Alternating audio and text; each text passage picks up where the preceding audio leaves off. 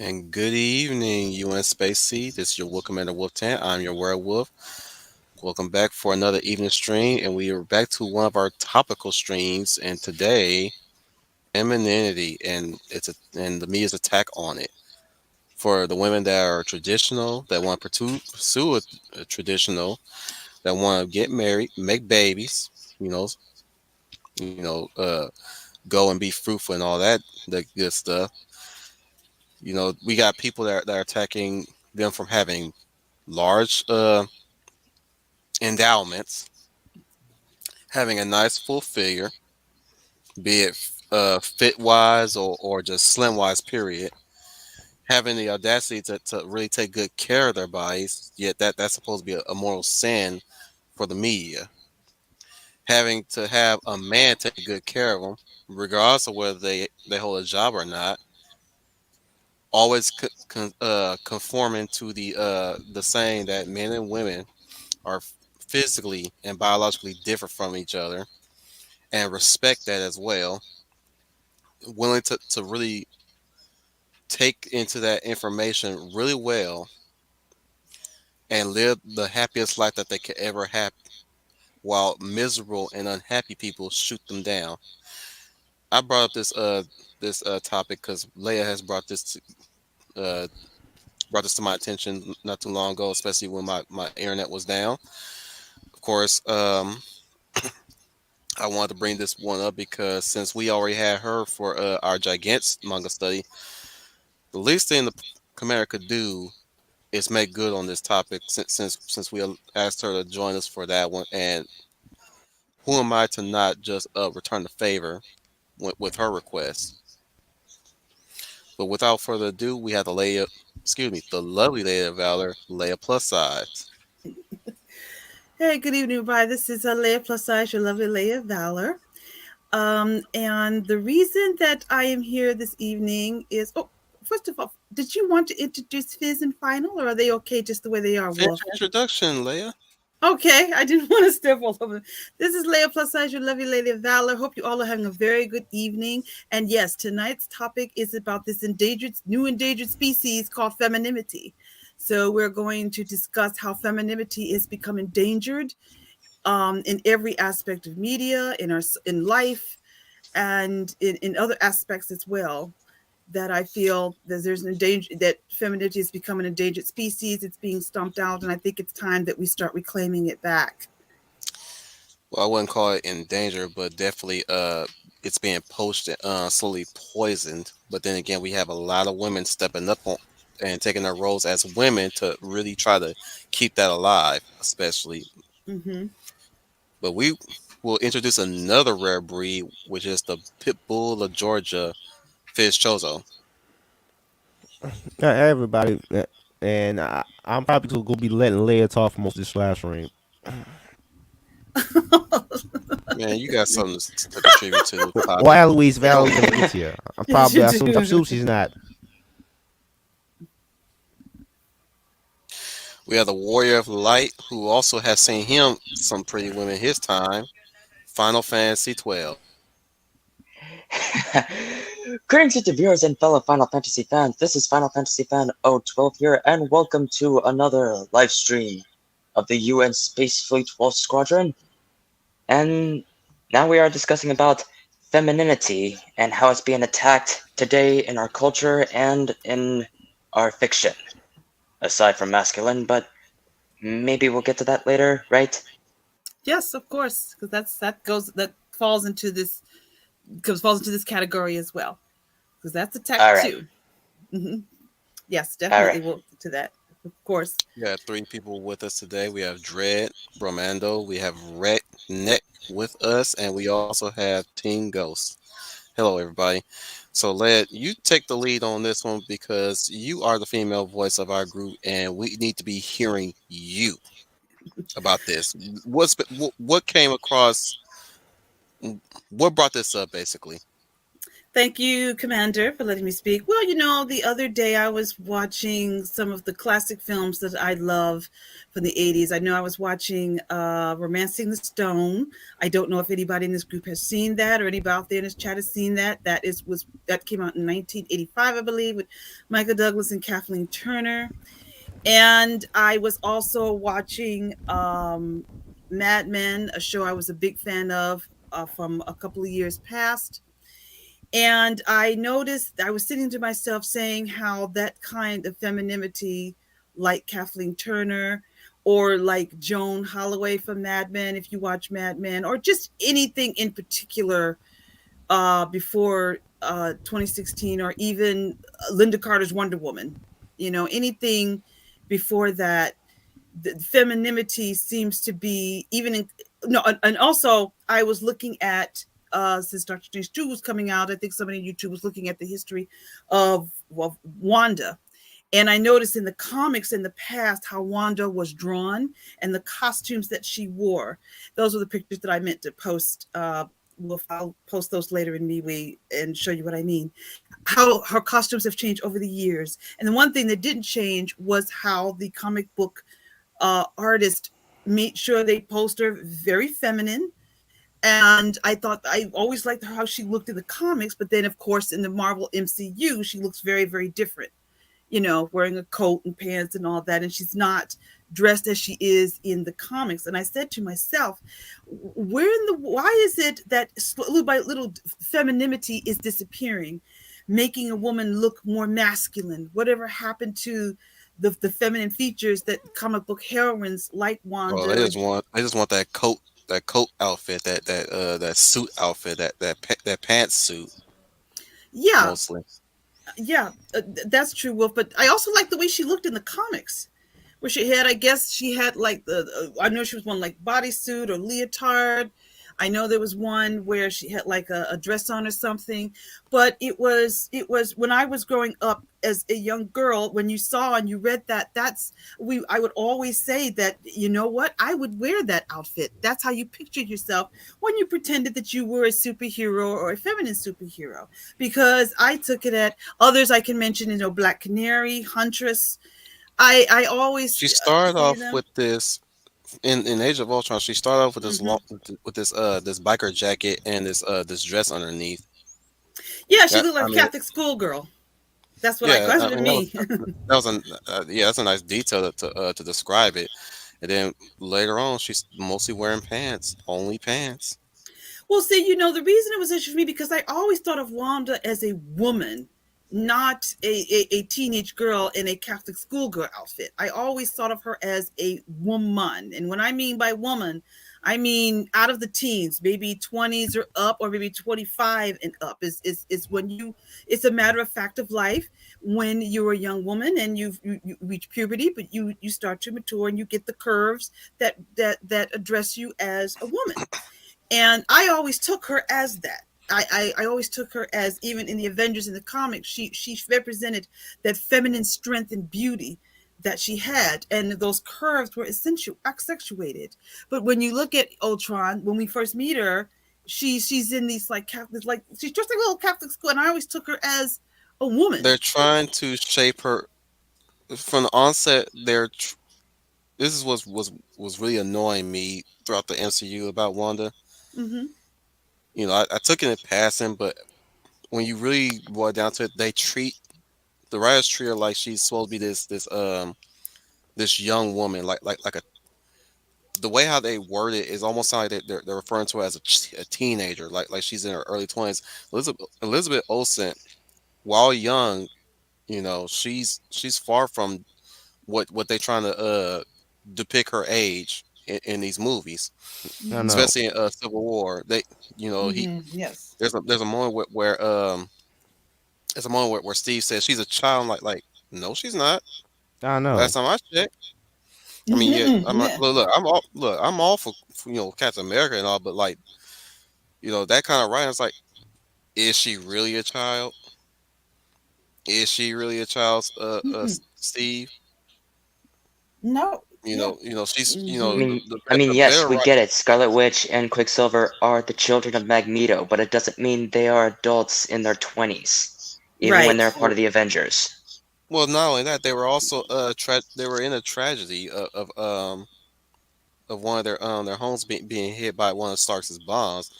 That was a brief moment of their childhood, but the thing is, they don't act like spoiled children or lost children. But that's the way how they're trying to frame them, especially with Wanda. And then, like when you look at her outfits, it's like she gets progressively younger. But then you get her Wanda Vision outfit, and it's like they're trying to appeal to the Scarlet Witch design, but it's at this point it's too little, too late for one, Agreed. or two, the suit makes her look like a villain. Yeah. Mm. Yeah. Yeah, she Glad you basically picked. Like was a Yes. villain in that show. Yes. technically, yeah, but like the way how they design, like, and even then, like coming up with Doctor Strange in the Multiverse of Madness, she is still wearing that suit, and part of me is hoping. Here's the thing though, I'm hoping that they're trying to rectify WandaVision. I'm hoping that there's going to be like since it's called the Multiverse of Madness, it's going to be a moment where she has a dark half, Yeah. Yeah. I where follow you. she has to overcome it, and now her her uh her better self comes out and shines, and her suits are a bit more brighter. Because I'm not every time they try to put these women in these full body suits, they ugly the colors a bit. I Have y'all agree. noticed that? Yes.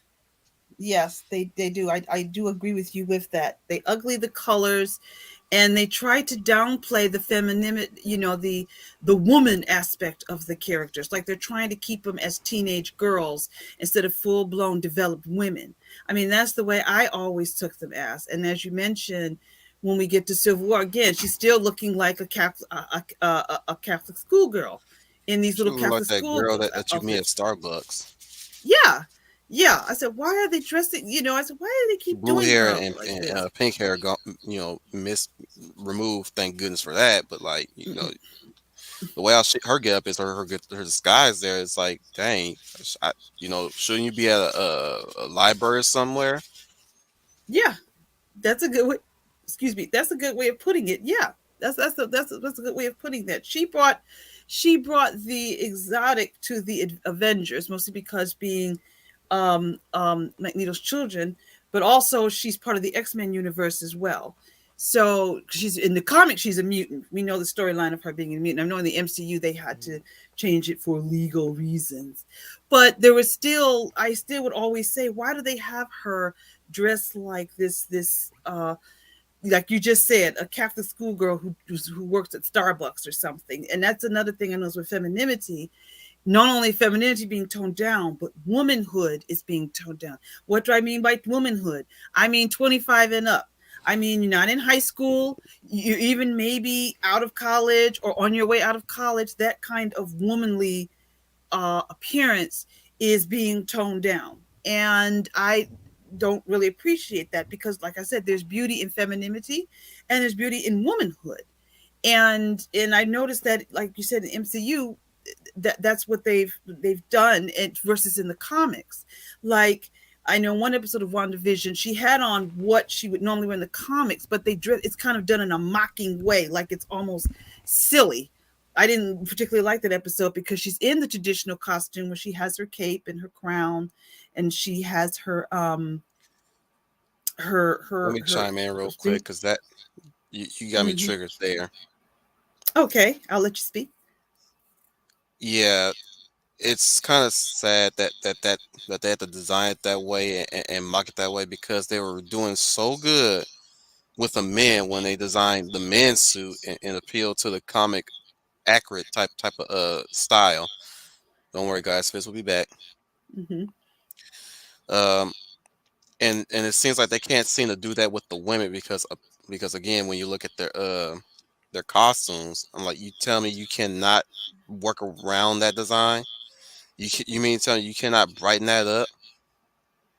There's plenty Yes. of ways you could design that suit with that design in mind, just much like you do with the male characters, and You they know, progressively add more or remove less. Like, look at Captain America's suit from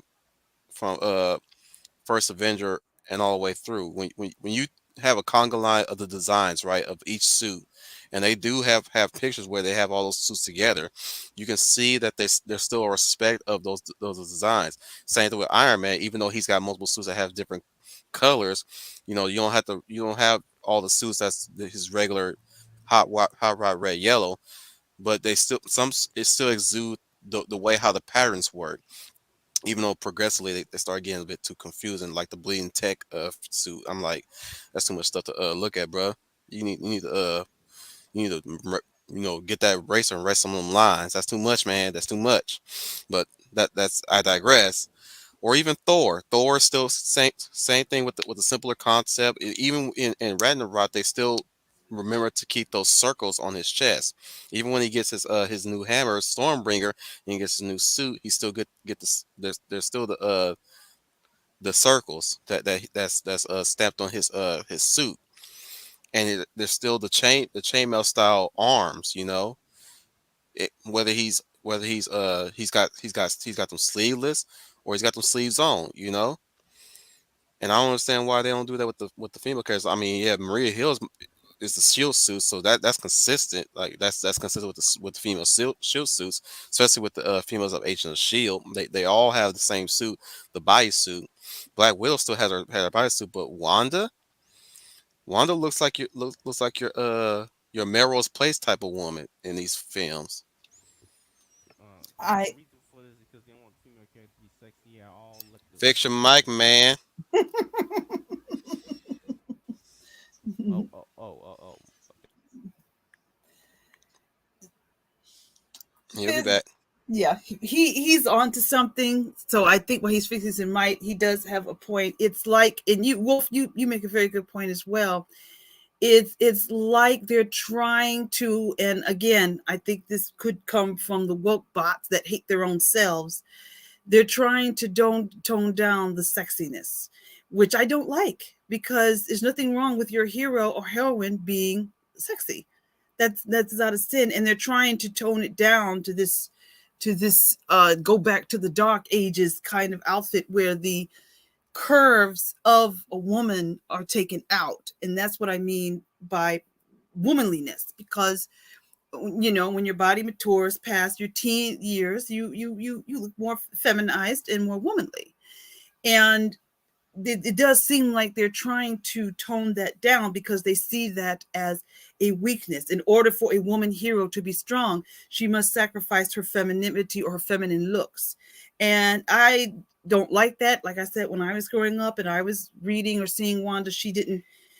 I thought that was power, and it's just like you just described. You see with the male character, when you come to these films, the main thing is you want to see the characters in their costumes. That's what you want to see, them in their costumes. And they've never really done that with Wanda. And like I said, why are they treating her like a Catholic high school girl?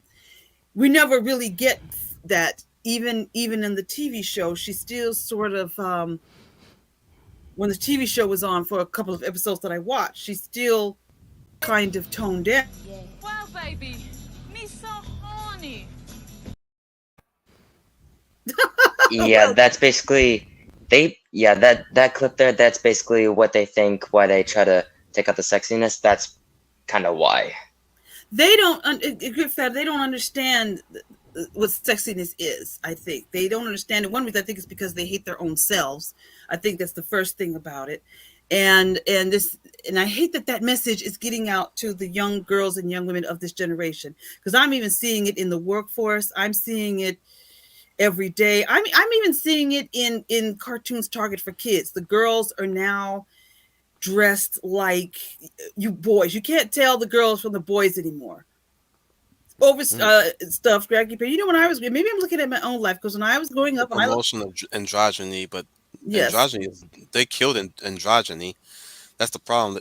They always want to they always want to say they want this and that, but no matter what they keep taking it further and further. I encourage you guys to look at James Lindsay from New Discourses. This is where the rabbit hole really goes. There was the problem with these guys. We have everything simplified for them, and yet they keep overcomplicating it. They overcomplicate it by trying to be gender neutral or gender nonconforming. This is the reality that they live in, guys. You gotta remember this. This is their reality that they formed themselves. Yes. And with that reality being so vast and infinite in their perspective, they're taking from other people and applying to them. That's where when we'll be talking more about this pretty soon in another topic. But pretty soon you'll have a white guy who claim that he's black now because apparently he identified as black, therefore he's black. I'm I like, actually thought of making a movie about that. anyways, yeah, you should, but you know, It's called Training. but anyways, my point is that if I ran to somebody like that, like, yeah, we already had that. His name was Vanilla Ice. You you're late to the game, brother.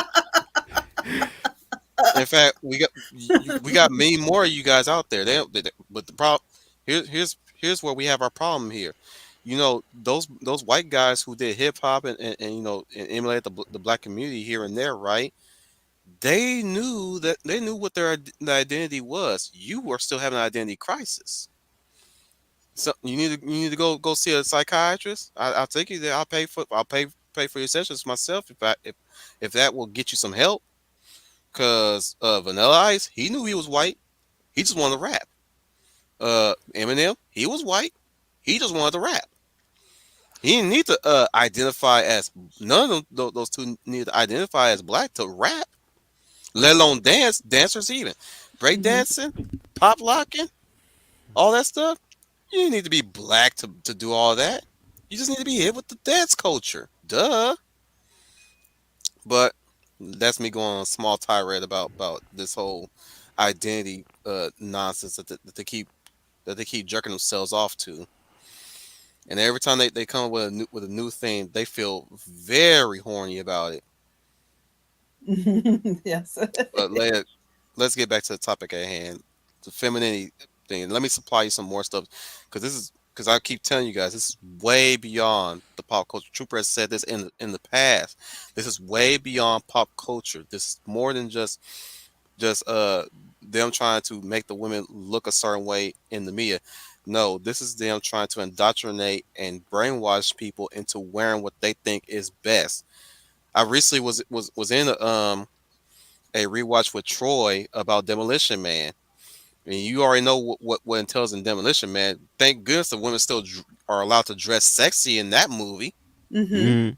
whereas Yes. every dude is dressing like a shogun or a daimyo. You know, and I made this comment on the stream one time, and I said it's cultural appropriation. Cultural appropriation. They're wearing kimonos. Well, you're right. Trooper is right. It isn't just pop culture. It is activists that have seeped in. Their poison has seeped into pop culture, and they're using it as a tool to try to change culture to fit what they think their lives like it should be, or to fit their own lives, which is extremely selfish. That's you that feels that way. But to say now you all have to be like me is ridiculous. Now, another example that has come out, and I think I put it in the MeWe chat, is that a few weeks ago, Adele won the award for in England the Brit Awards for Best Female Vocalist, but the award did not specific say the gender of the winner because they claim, well, we want to be gender neutral, so we say it's going to be Person of the Year. Adele got on stage, accepted her award, and then she said, and what I love about Adele is she's just really pissing off these activists right now, and I love it. I love that she's not She playing ain't their doing it game. intentionally. She just owning that fact by Yeah. by her own admission. She don't even care about these people attacking her about her weight, about her just really just shouting I am woman. You know, Yes, and that's feminists used to be all about I am woman, hear me roar. Now it's like I am this and that, hear me roar. You see how we now notice at this point that feminism has now it's always been like this before, but it is a cult. yes. It was a cult back then, and it's a cult now. Oh, I agree 100%. And you're right. At the Brit Awards, she shouted out, I love being a woman. I really, really love being a woman. Oh my God, the woke bots' heads exploded all over the world. Oh my goodness. Yeah, And I, they're basically exactly like that with Dolly Parton with that. Even Ricky Gervais makes fun of them with that, even though he is a guy. Yeah, he makes fun of them with that a lot. makes fun of the woke bots that they don't like or, Yeah, he um, makes fun of them a lot. They oh lose their yeah. shit because they have a new identity to really imprint on now. At least they're And trying. hang on, Leia. Hmm. And for somebody to just stay the way they are, where they want them, this is how they see it. They're mentally trying to make you change in their head. They're mentally trying to change you in their head. Even half these people that are attacking her are not even her fans. Let's just say that those are Right. not her Hmm. fans. Right. Fans of Adele would never attack her for shouting like that. Fans will be proud of her for saying that. Even if she was a trans woman and she said I love being a trans woman, her fans will still be praising her because she's actually in he or she is embracing what they are. You know they Absolutely. and this is Adele embracing herself, her full self, her loudly proclaiming something that she is very comfortable saying, that she is well aware of what she is, and they don't like that because they don't like somebody who is well adjusted in their lives versus them who are not well adjusted in their life, who all the time they will always find ways to be angry with somebody else who's well adjusted, who actually found themselves while they're still finding themselves. In fact, they're not even finding themselves at all. They're not going to find themselves. They're going to keep searching for themselves. In fact, their true selves are hidden in a box somewhere, and it's locked somewhere, and they're ashamed of it. They keep it hidden because they're ashamed of it. I agree 100% with exactly what you said here. No, just to reverberate, you're absolutely right. They only see validated if the society validates them and their choice, and if they don't go along with them, now they start crying unvalidated. And it's just like you said, they are attacking her because, or anybody else, it's because she is comfortable who she is and they are not. They don't have that confidence. So what do? They want to tear down somebody else who does, so they could fit them, because like you said, they don't have that confidence, they don't have that strength to be themselves, because they feel if they be themselves they won't be accepted, so they have to destroy somebody else who is. So yeah, I'm basically paraphrasing what you just said, Wolf, but you're absolutely correct. And that's where a lot of this is coming from, everywhere, from these bots who feel this way. And that's why we're getting this feminine attack. When I One was thing I want growing. to make a point before we move to the next thing to talk about, especially when Mm-hmm. it comes to Adele. Mm-hmm. Here's one thing I gotta say to these nitwits. That ain't you up the stage. Why you hating? You masquerading as something that you're not, but you mad at somebody who is being their true self. Well, ain't you guys a part of being your true self? Live your truth. Mm, Ain't you the type of people that say, live your life authentically? And yet you got somebody who's actually living their life authentically, and suddenly that's a problem. You see how one tries to follow their rules, and when they actually do it their way, or at least like just do it exactly what they told them to do it, they have a problem with it. Why? We're following your rules. We're living our true selves. She's a straight white woman. She loves herself. I'm pretty sure she got a baby here and there. She's pro-abortion. Yes, Mm-hmm. that's another thing we can talk about another time. But like, Like, she wears her hair down. She wears a nice dress. She got slim for her healthy needs. She's being a woman. And it's really really. I'm just having to laugh at these idiots because once again, this is what y'all always touting. Be your true self. Live your true self, your authentic life. And yet somebody's doing it, but you don't like it. And that's only because you're miserable. Agreed. That's what all this comes down to. They are unhappy in their own lives and they're looking for someone else to make them happy. But you know what? They'll never will be. Well, they will never be satisfied because they're not satisfied with their own lives themselves. And they hate with a passion to see someone who is. So that's why you're getting all this that's why you're getting all this tearing down. When I was growing up, myself back in my high school days, back in the day, I've always been curvy. I've never been a small size. I've always been curvy, even as a teenager. I can't repeat you the the butt jokes I got from the guys in high school, but it's okay. Some of them were jokes, and some of them were supposed to be compliments. But I've always was curved. I was always curvy. I was always curvy, and I dressed curvy, even when I was casual in my jeans The and boys and, want and them hanging some them. fresh turkey. Yeah, it's true. You may It's have true. thought nobody. You may have thought you weren't your desirable self, but back in the days, especially where your environment was, there was at least like five other guys that will say that they like that woman plump, but they did, but they were too afraid to approach you because you are the truth of the matter is you wanted a man, not a boy. Yeah, yay, yeah, you're right. Yeah, you put that and right they on the and they mark. feel and that's that instinct that inside they know they couldn't measure up to what you're not saying that their standards were high or unattainable. In fact, you pretty much are a woman that knows what you want. It's pretty simple. The man having a hard time trying to comprehend and adjust to that, or at least try to train themselves to get to those type of standards. You're You you're ain't like you're one of these women that are trying to build them a man. right. You're exactly right about that. And I was pretty much proud of out of my curves, even when I was casual. When I back in the day, back in school, I was casual, and I would walk up the street or to the playground, whatever, where all the guys would be there with their big radios and break dancing.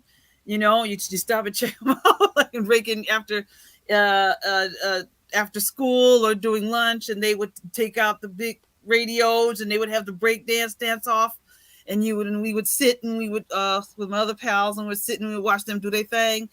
Even when I was casual, I was still feminine. I didn't want to look like the guys, and neither of us, even my friends, we didn't look like, we look like women, and the guys love that. So exactly what you're saying. So this concept of trying to take that away is just is ridiculous, and it makes no sense. I'm just gonna come right out and say it makes no sense, and it's for the very reasons like you just said. They lack the confidence in themselves, and they are looking to celebrities to try to validate their lives, to try to make them feel good about themselves, but they just won't. And it's coming out, like you said, with celebrities. It's coming out in pop culture. In another character I would also bring up is Batgirl. Now I know there's supposed to be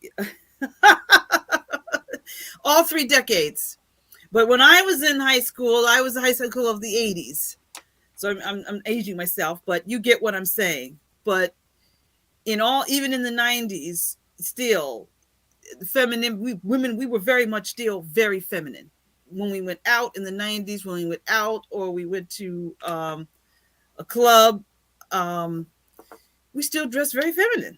But it's not like it is now, where they're trying to drown out femininity for the simple reason of them of them not being of the I forgot what I was about to say, of not being confident in their own self. And like I said, I was going to bring up another character. Is Batgirl. And the Batgirl that I knew in the comics and even in the 60s TV show, if you saw it in the 60s TV show, her Barbara costume, Gordon. Yes, Barbara Gordon. And I used to love my favorite episodes of Batman were when Barbara Gordon showed up because I liked her costume because it was fine crowding tough but still feminine. There is a strength and beauty in femininity. It's a different type of strength. It's not a masculine strength. We're not here to take the masculine away from men because there's beauty in masculinity. But it was a strength that showed feminine power, but in a feminized way. But now they got this new And Batgirl that's the whole show. point for a feminine hero, the heroine actually. They're not just a hero, just like a normal masculine hero, but a girl, unless if your female character is a phallic woman like Xena Warrior Princess or Red Sonja, or Mhm. a tomboy like Luca from Gokaiger, or Meryl from the Metal Gear series. I agree. I absolutely agree. That's a good point you brought out there, Final. I think there's supposed to be this new Batgirl show, which I'm not even going to bother to watch, but they showed her costume. And again, the new one and the one most recently I have not liked because again I said it looks like a high school girl in a garbage bag costume. It looks like a high school girl. Where's the womanly Batgirl? Name is Batgirl, but she's still a woman. Barbara Gordon was still very much a smart, independent, intelligent woman. But And you that's the know, same thing with Hawkgirl, even though Mm. she's Hawkman's husband, or no, not husband, I don't know. Wife. um, yeah, Put on your yeah, words there, buddy. Hawkgirl is Hawkman's wife, but yet she is still a woman. You better turn off exactly. that horny brain your side of your head, man. Start stacking with your rational I'm brain. just look. I'm trying. Okay, I'm trying. I'm I know, trying. man. I know. Anyways, and yeah, it's even the same with the Carol Danvers Miss Marvel back where Sue DeConnick's garbage. Um, yeah, I think she like received her powers from Captain Marvel himself, right? Yes, yes, Marvel. Marvel is a man Mm. for all you out there. Marvel is a man, not the film. When Carol Danvers was first introduced, now she was never one of my favorite characters, but still, when she was first introduced, I liked what she wore. She had like this bodysuit, these like thigh high boots, and on this bodysuit she had this red stash. And I said I liked that. I said that again was feminine but powerful. But then Sudi, whatever her name is, came along and decided can't have that. So they put her in this manly suit, and again nothing to show that she's feminine. Got this boyish haircut, and now got all again taking away the femininity. Not feeling that in order for her to be You're right to strong. call it boyish. That ain't even no adult woman Mm-mm. with haircut. You know what adult woman haircut look like. Yeah, you do. You do. Her haircut in the comics now she just has like this like David Bowie haircut for some reason. it's a dyke cut. That's why I call it. Yes. Yeah. Yes, Mm. yes. And that is done on purpose. They did that on purpose to take away, to make her more androgynous, to make the woke bots to make them more comfortable with the character. So they made her more like that with the so that there's no distinction of her being a woman. There's no distinction of that. Again, giving her a body like a 13-year-old boy and giving no distinction that she is They want them female. all to look like Peter Pan kids. Yeah. Look at Kamala Khan. Yeah. She ain't Oh, getting no younger, and I'm pretty sure they're gonna straight out just keep her that look forever and ever, no matter how old they're gonna get. And this is what I'm saying. It's like, when you look at women of all races, they want to bring this whole they want to bring up this whole BS about women of all races. They want to uplift their voices and stuff. This is what you think of them, or rather, since this is written by she was created by a Middle Eastern woman, that's fine because a Middle Eastern woman knows exactly what a Middle Eastern woman should look like. Not this one. Sama Amanu is not even. She's not even full. She's not even fully committed to her Middle Eastern heritage in that regard. I mean, look at how yes, Kamal Khan looks like. She doesn't even look like a. She's a stereotype. Let's just say that she's a stereotype yes, from her yes, first comic all onwards. She's always a stereotype. This is not educating people on the Middle Eastern culture. This is educating people on stereotypes that we always want to pinpoint on when you introduce them to the Western media. This is what America does when we don't have no idea how to talk about other races other than what we observe. So you got her bringing up the fact that she doesn't drink alcohol per her religion, right? or, Mm-hmm. or any other things that's Muslim related. Oh yeah, by the way, I'm Muslim. It's always coming out that by the way I'm Muslim, or matter of fact I'm Muslim. It's not no.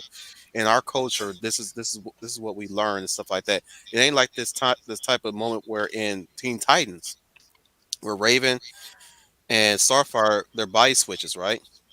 Mm-hmm. And this is Yeah, the where Puppet Master episode. I'm glad that you remember. But yeah, well, I'm going with this is that they actually sat down and learned each other's cultures, for lack of a better term. You got Starfire who's from Tamaran. You have Raven who's technically human from our planet. She is from another world, She's half Azarath. demon. Exactly. That you hit on the nail there, Fist. But there's still that doesn't change the fact that they're two different cultures. You got the arcane and you got the intergalactic side of things. So that we don't get the full conversation of that, but you hear the beginnings of it from Raven, and it's almost like two cultures are actually sitting down to listen to one another and hear each other's culture. But you Agreed. don't get none of that in today's media, or at least from the woke zealots. They just want to educate you on their perception of the culture instead of you going around talking to other people from those countries yourself, discovering that for yourself. You get this white cracker talking about this whole thing, this whole white cracker explanation, this salty, flavorless white cracker explanation of this culture. You get what I'm saying Yeah, now? Mm. I know I, absolutely. I, I know I hit a few speed bumps at the end, but I hope you guys are getting what I'm saying. Oh yeah, I felt exactly what you Absolutely. did. Hmm. Mm. And also, but that is their own. But well, that's their own prejudice. That is their own prejudice. But they're wrapping it up in a pretty box of entertainment, or trying to be entertaining, but it's really not. They're trying to it's their own bigotry coming through, but they're doing it in a way so you don't call them out. That's the way that's the best way I can say it. But it really is what you just described. Really Everything's is sexist, their own everything's prejudice. racist, and it's up to Yes, you to call it out. Oh, I'm Mhm. calling it out, sweetheart. I'm calling it out really well. I'm seeing it for what it is. You're racist. You're the one who's spouting it. You trying to it's point just your finger at somebody else. it's just like now you're pulling up the picture of Leia in her very famous slave girl costume. And when I saw Return of the Jedi, I was not offended by that at all, because that did not take away her strength as Princess Leia. I mean, come on. She choked Jabba the Hutt with his own chain. So I didn't see it because now the woke bots hate that look. They like, oh, that's not sexist. That isn't. It didn't take away I'll give her you an strength. epiphany on these designs where these women are designed that way at Mm-hmm. times. Leia did not choose to wear that suit. People tend to forget that. It's Jabba called the Hutt did. slave. Would you stop? I'm getting there, man. When I'm on your shit, I'm gonna cut you off and get to the end, since you having a hard time trying to wait for me to get to my point. Anyways, Mm-hmm. here's what I Continue. glean when I see this outfit. Like I said, it's called Slave Leia outfit. Obviously, it's dressed by the villain. It is the villain's interpretation of how they see their women. Nothing Mm-hmm. more than just a prize, a trophy, what have you, or something of status. He owns a lot of hot women. She ain't the only one, in that throne room, mind you. You had Mm-hmm. Ula before her untimely demise. You had that eight titted fat lady. You even had Hell, you even had that singer in the background, the alien singer. She's still wearing a bikini too, despite her appearance. And then you got that what's that? There's that pink girl, stuff. You Yeah. even had I know there's one Boba Fett was flirting with. Is that the one you were talking about? I I thought I saw believe him. so. Yeah. but moving from Star Wars, we also had some other instances where we had villains dressing women at Jafar from Aladdin, yeah, Aladdin, Hmm. and yeah. how they had Jasmine dressed, how he had Jasmine dressed. You know, like you seen what Jasmine looked like before, and then you Mm-hmm. had what she was wearing when he dressed her with his powers. Obviously, Right. of course, if Frollo had his way, Esmeralda would be looking a different look too. Mm, yeah. Mm-hmm. You know, the Agreed. hero. You know, it's really representing what the villain thinks and how the hero thinks, and they're taking that away too. How how the hero sees the woman, the hero obviously liked the woman where she's at. If Aladdin saw Jasmine dressed and say what she was passing off as a poor person, he wouldn't care. If she was coming Okay. out wearing her princess outfit, he still wouldn't care. He's he's the hero. Heroes are more they treat a woman with respect no matter what is it that she's wearing. Right. Hercules even Megara. She's Mm-hmm. wearing a traditional Greek woman garb, but think about if Hades had his way, he would dress her something else too. You know, we can talk about Hercules another time, and we can talk about religion and mythology, how it's been twisted and skewed in most media. But that I digress. What's another movie where the villain dressed a woman a different way than how the hero saw her? I can't think at the moment. I'm thinking of live movies, by the way. A live movie. Okay, I can't really. Oh, I think of Raiders of Ooh, the Lost Ark. yeah, Raiders of the that's one. Lost Ark. Yeah, Marion, the French guy changed her into that. Even he wanted her to put that dress on. The dress on to reveal her backside. Um, which is, but maybe it's. I'm getting off topic, but I just want to say right quick, and then I'm going to mention that about Marion. And you're right that they forget that the villain put her in that outfit because Jabba liked his women, scantily clad. He wanted him sexy and scantily clad, and that was his design. Like you said, she didn't pick it out, but it didn't demean her strength. Didn't disappear. In other Hmm. words, she still was never let go of the focus of getting Han out of there and And getting that's the rest of them out of there. and I still And found it she strange that Jabba the Hutt, who was a slug, find a human woman sexy, but whatever. Negro, he had a lady with freaking tentacles for a head. You think he gonna limit himself to that? Yeah, he screwed everything. He even had a Rhodian as a fucking slave. And you questioning the human woman? Mm, mm. Yeah, yeah, he screwed everything. Right, right. You answering your I own mean, damn Jabba question is a there. crime boss with reason.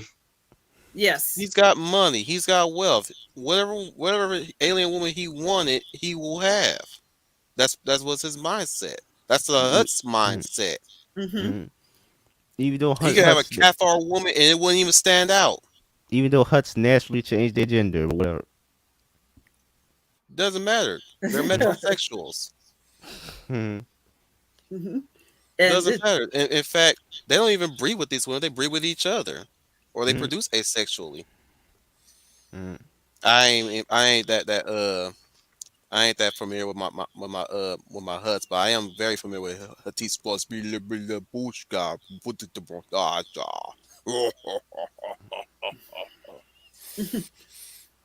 But back to what my point is that that's that's how I saw it when I look back at stuff oh, like me that. too. Yeah. Is that this is what the hero sees the woman. He sees the woman as pure when you see her in her first outfit. But then when she gets damseled, let's call it that, damsel, you see Hmm. her in an outfit that's fitting for what the villain sees as her. See, in the case of the hero doesn't care what she's wearing. She's wearing what she wants in front of the hero. However, the villain is dressing her how he wants her to look. Right. Mm.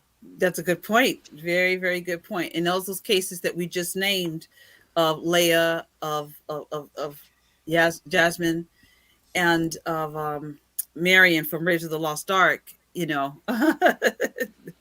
Uh, that. that's how they see it as. So that's the difference, and that's what they don't get. The woke nuts don't do their homework. They only see when they see hips and They thighs and refuse to breasts. do it. Yeah, they refuse to do it. They don't want to admit it. They don't want to see that. So that's why when I saw it, I always argue with that. That no, that outfit makes fine. I understand what was going on in the context of why she was in that outfit, and she changed again when she was with the Ewoks, but she was more covered. She was more covered up then. But um I think about also somebody else I was going to bring up that's something similar with that similar topic. Oh, Sabrina. That dress is fine to me, but woke bots might not like that because it's feminized, and they don't like if they had Love their her way. chicken feet. Basically, how it boils down to modern feminism is basically just hating men instead of women being treated as equals. Yes, the hating men are trying to compete with men instead of being a complement to men. That's what I I mean, also yeah. feel. I mean, Yeah, hell, Emma Watson had been pretty much doing that for quite a lot. She said, yeah, that's been kind of a problem. yeah, And she still dresses feminine. yeah, exactly. Yep. Well, it's also about making the woman objectified. Well, it's according to, yeah, there are two different things: objectification, and then what the woman chooses to wear. Also, what I was going to bring up with that, if oh, I forgot the question I was going to bring up. You even notice finally you brought this up. You even notice now these woke bots also put emphasis on tomboyish type of female characters, or they try to make a character who is feminine, and we say turn her into tomboyish, but you also have characters they want to push that come across as tomboyish. No offense to all the Just look at tomboys out there. She-Ra. What did She-Ra? She's still full on heroin. Yeah, yeah, she is, and what they've done in that ridiculous Netflix show, that's not she. What they do again took down all her feminine features than what she's really supposed to be when she first came out. The original the original She-Ra is again, it's feminine beauty, but it's a power. It's a different type of power than males. But on that in Netflix, like you said, Fizz, they chopped that all up and again masculinized her or made her masculine. Took the feminine away in order to equivalate power with masculinity, and that's so true because I like. And like I said before, it would be fine if your character is more of a phallic woman like Sarah Connor in Terminator 2, where she was just straight up angry at the guy at one guy, which eventually becomes Skynet because she was traumatized in the first movie, Mm-hmm. and or if the character is a tomboy. Going back to my example of two examples, I'm going to use one of them, is Meryl from the Metal Gear series. She went through lots of hypnotherapy to not even like men at all, because like she always wanted to be a soldier. Hell, she even idealized Snake, Solid Snake in those games. But then Snake even tells her it's just like, no, like there are no heroes in war, because war is no joke. It is a bloodshedded battlefield. Because that's Agreed. basically what the whole Metal Many Gear blood series is flow. basically trying to preach to. It's basically, yeah, it's basically so anti-war. That's basically what Hideo Kojima tries pushing out of these games. And I'll give you an example of a character that was tough but didn't lose her femininity, of course, is Ripley from the Aliens movies, well, at least the first two. That what I liked about that second one is that, yes, she was tough, but her femininity was still very much there. And one of that part of feminine strength is motherly instinct. Oh, damn.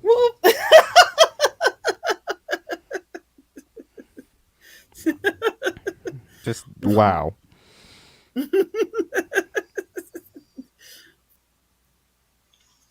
I don't know Talk if I can about some get. fan service, am I right, fellas? Yeah, I was like, I don't know if I can talk now. Well,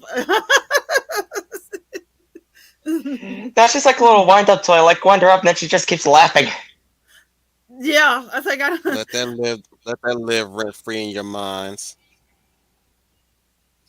Everyone take time to marinate. Let it marinate. I'll let quiet. Let the fellas marinate. There ain't no way no one's gonna listen to me while you got that talking. I actually got a rise out of fears today. That was something. That's something. Hmm. Now, how about this for a change of pace? Okay, now you can talk, That lady. works. Nobody likes a furry, so good. We can I now was letting the guy. concentrate. I was letting the guys judge. Oh, I'm sorry. No, I thought no, that was no. They're gonna get their brief moments of wow, but at the same time, you're gonna continue your point. This is your show tonight. okay. I'll try to. Okay. I thought I was gonna. I was letting the men, let it marinate, let them enjoy themselves. They've earned it. Yeah, they I was talking about Ripley from Aliens, but her femininity and her motherly instinct was not destroyed because of how she cared for Lute, the girl that she found, and she was very motherly to her. And that's a strength that was acceptable to me because that's a motherly strength, especially when she went back to save the girl. What mother would not go back to save her child? So that motherly instinct is a strength. Again, it's a strength, but it's a different type of strength. It's not a masculine strength that they're trying to put into these characters or put into us or into society as a whole. What they're trying to pull us into. And another point I was making, you guys, do you think maybe it's culturally?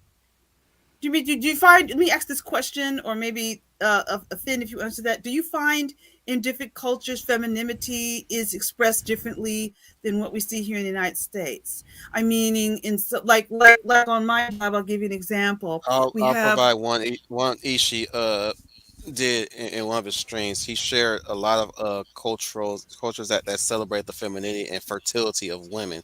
You know, you have those Hmm. fertility statues from, I can't really say what culture that derives from, but there's also Egypt where when you look at it, their outfits are pretty out there, to say the least. Like, you really Hmm. look into the deep history of how the women were dressed in Egypt, especially the men. Oh my goodness, titties hanging out with a dress on, Yeah, I know. with I, straps over their shoulders, and I their think I seen nipples are some of them a showing. long time ago. Oh, I hope you have, because pay attention now, because I'm telling you right now. That's why I saw when I looked up Egyptian outfits for a certain project that I was doing with my art. I was like, Hmm. oh my goodness, this is one of their outfits. Okay. Even you have some of the other European type of outfits. When you look back then, you had the see through gowns here and there. That's where it's meant to show the woman as not loose, but now she's freed from her confines of her day to day outfit. Now she can unwind. But it's like a man wearing a more or less a bathrobe over his naked body. Now Hmm. he's unwinding from his work clothes, right? Right. Excuse me. I had to cough a little bit there. Hmm. But you know, like I said, you hell, there's even a goddess of fertility and beauty from the Norse mythology, Frigg or Freya. Hmm. You have Aphrodite even from Greek mythology that celebrates fertility and like they oversimplify her position as a goddess. She's the goddess of love. No, Sonny Jim. She Oh. is the goddess of fertility and beauty. I thought Yeah, Hera was because also. Aphrodite is very well known for many stories of erotic love everywhere in Greek mythology. Yeah, Likewise with her son Cupid. Yes. I thought Hera was also a goddess of femininity. She is a goddess of femininity. She's got goddess of femininity in order, meaning maternity, mostly maternity. She's a goddess of maternity and femininity. But what I'm saying is, she's going back to Aphrodite. She's also a goddess of fertility and of what did I say? And Um. love Um. Beauty. and beauty. Beauty. Beauty and mostly beauty though, mostly beauty because she's the most beautiful goddess among the goddesses among the pantheon. But she's also part of fertility too. Whereas Hera is maternity. meaning she's the one that keeps the woman she's her position as a goddess of maternity and all that jazz is to keep the women wives, to make sure that Yes. the women know that they're wives in the despite her relationship with Zeus. She was the enforcer of marriage and fidelity too, I believe. Yeah, she's a goddess of well, she's a Yeah. goddess of fidelity, maturity, Hmm. and dang it, I should be more well versed in my damn Greek mythology. That's okay. Well, it's interesting what you say about Aphrodite because, like Final said, mostly she is portrayed in interpretations as more of, like he said, erotic love and not passionate maternal love, as you just described. They've kind of molded her into this erotic kind of of Especially goddess. God of War. Oh, God of War really misrepresented her in the third game. Misrepresented her heavily. I like that game. No, don't get me wrong. I like the God of War series. I don't. I actually have a bone to pick with the fourth game. It's not a God of War game. It's more a Dark Souls game with a God of War paint over it. That's what it's been boiled down to, with the Last of Us storytelling style. And at this point, I don't like that. Now, I mean, I watched a whole let's play of it, so I know what happens in God of War That 4. shit is boring as hell. Wolf, you brought up something that jogged my mind. And maybe you know about this better than I, or if anybody else on the panel wants to make a comment about this. But when I was in college, I took up um, the psych story. Yeah, Child of Flower. I remember. I know about the psych story. Beautiful story, but Or I know about Psyche. that one. Yeah, psyche story. Sorry, I just say psych for short. Mm, Um, in artwork, I studied not too much, but I took a couple classes in art because they encourage theater students to study art. And I noticed when artists drew women, particularly nudes, that they drew women, the curves, the accentuate, all that is in the feminine body. art are you talking about specifically? Okay, let me think about it.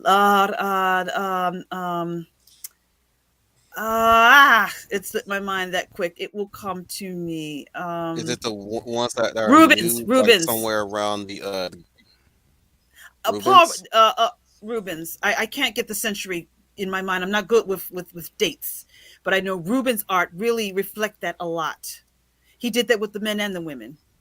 Men, when he drew his masculine men, it was muscled and toned and masculine, and when he drew his women, it was Oh, you're talking about the time voluptuous. where this is coming after when men were used as the reference for the women, because they what they did with Really? those times Oh, okay. before Rubens stepped in, or at least from what I'm Mm-hmm. seeing right now, before he stepped in, Mm-hmm. they would draw the men and add boobs. Even, even Aphrodite is not really a full figured woman. That's a man's Mm-hmm. body Mm-hmm. with Oh, tits on it and a pussy. oh, okay. Oh, okay. My The miss. birth of Venus. No, no, no. You're not wrong. No, no. I'm just laying down Mm-hmm. the facts there. That Said, when you look at the birth of Venus, that is not a mm-hmm. woman standing like that. That's a man with Oh, wider hips and that's tits. one of the most famous interpretations of Venus is the. There's been others. I've seen others Mind interpretations you, I could be of wrong her. about that. I've seen other interpretations of her in art. I just can't think of the other artists there that have done something similar, and they've painted her a different way, but the representation is still very much the same. But what the point I was trying to make is, I think you read it already about. Oh no.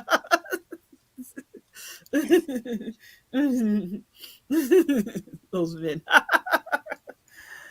Well, they were trying to show the beauty in both forms.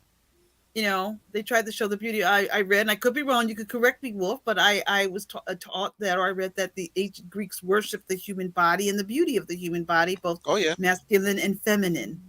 So they Now their tried to. sculptures, on the other hand, mind you, their sculptures were very accurate. Now I'll tell you why they. I'm pretty sure I'm paraphrasing Ishi again, but the reason why they didn't want the women out there like that to be posed naked, to be painted, or much less sculpt, more or less sculpted, is that they wanted to keep their women at home. Or wait, that was a war thing. My bad. I'm getting it mixed up. I'm pretty sure it's to keep the women away from showing off their bodies. Something like that. Because Mm-hmm. they want their wives cheating on them. That too. And This, yet, and yet, go ahead. they put the men on blast for modern women today. Put the men on blast back then for having the audacity to shack. Like, are you serious? You who wants to be free to do whatever you wish, meaning you want to be able to sleep around your husband or any type of lover, be it same sex or hetero. You want that position of I'm allowed to see somebody. That's why they're pushing this whole polyamory thing. Y'all know that, right? Mm. They keep I know it, I keep learning. They're coming up with words I just never used to hearing, but I do understand what you're saying. no, polyamory is that one thing they oversimplify when they explain polyamory, which they have no idea how polyamory works. Supposedly, they got it, and mind you, they got it from another culture. They got it from backwater cultural people who practice that. And even then, those type of cultures are usually the ones that eat people for their mana. I'm not To my New Zealand brothers and sisters. I'm not referring to you. Y'all have wives. Y'all have husbands and wives. I ain't talking about you. I'm talking about other cultures that are around you or anywhere else that was practicing polyamory, were mostly were mostly snake eaters and probably pig worshippers and what have you. But these idiots think that polyamory is a gateway to always exploring your sexual side while still trying to maintain a relationship. Meaning, it's not cheating. We're in a polyamorous or open relationship. Oh my goodness. Yeah. Yeah, that's There's this TV show that came out recently, called A Brave New World, where in the future, there's a communist government that enforces polyamory A among TV other show. things. It's a book too. Yeah, yeah, I know it's based off a book from the early 1900s. forgive my old fashioned self, but that kind of explanation sounds like an excuse to sleep with many people as you want and not be committed to Oh, anybody. that's exactly as I did. You not hear how I worded it? Yes, that's exactly yes. That's what I say. I was about to tell you. Well, that Oh, sounds I'm like not really cheating. I'm in an open relationship. oh, We're oh. in a polyamorous relationship. You don't even Oh, know you mean what like that William means. Marston, where he was in a relationship with two women, and he He was the know same guy who nah. made Wonder Woman? Here, nah. Here's where I'm going to Yes. defend William Morrison. Okay, here's where I'm going to defend William Morrison. William Morrison had the right idea of what a polyamorous relationship was. He didn't just go. He just only had two women under his belt. He didn't go around sleeping with other women. Okay, those Mm-hmm. two women he was with, he was madly in love. Okay, Ishii can crack on them all he wants, but at least he understood what a polyamorous relationship was and how it's supposed to be. Meaning you're legally binded and emotionally bounded to multiple other people. You don't. It doesn't mean that you're married to somebody and you just go around sleeping on him, sleeping around on that person with other people. You are cheating. You're just trying to slap a more positive word on it. Now, mind you, again, I have no qualms with anybody who wants to be in a polyamorous relationship, so long as they understand what it is and not just throwing it as a word. If you don't know what it is, you should not even be practicing it. You need to do your research first before you get into it. You're in a monogamous relationship and you're cheating if you don't understand what a polyamorous relationship is. Especially if somebody finds out that you're sleeping around and then you're talking about some, oh, I just want us to have a polyamorous relationship. You need to discuss that with your spouse or your lover. You just want Indeed, because to sleep around because polyamorous relationship is hmm relationship with two other people, not adulting in a nutshell. hmm you don't like yeah. I'm gonna shut up now. Well, I think me personally, you're right. It may not be marriage, but I still think in the end, Oh, it's not. it's not going to turn out nice because I always say you only love one. So I think at some point, even if the two or the parties involved um, are involved in this thing, at some point, I know for me, it was like, okay, you know what? You've had your fun, but it's either me or you got to choose between one. And if you can't, then I'm out. That's just me. Now Let me I can't let me speak for pop the anybody brakes real quick else. because It's just me. Fizz wanted to bring something up again. Continue what you were saying about Brave New World, Fizz. And that show they had the communist government enforced polyamory, meaning everybody had to sleep around, and monogamy was illegal. It's like they want to do that in real life when the elites take over the world when this whole great reset thing happens. I have to read the book to see if that's actually part of the narrative because that probably is a altered version of that.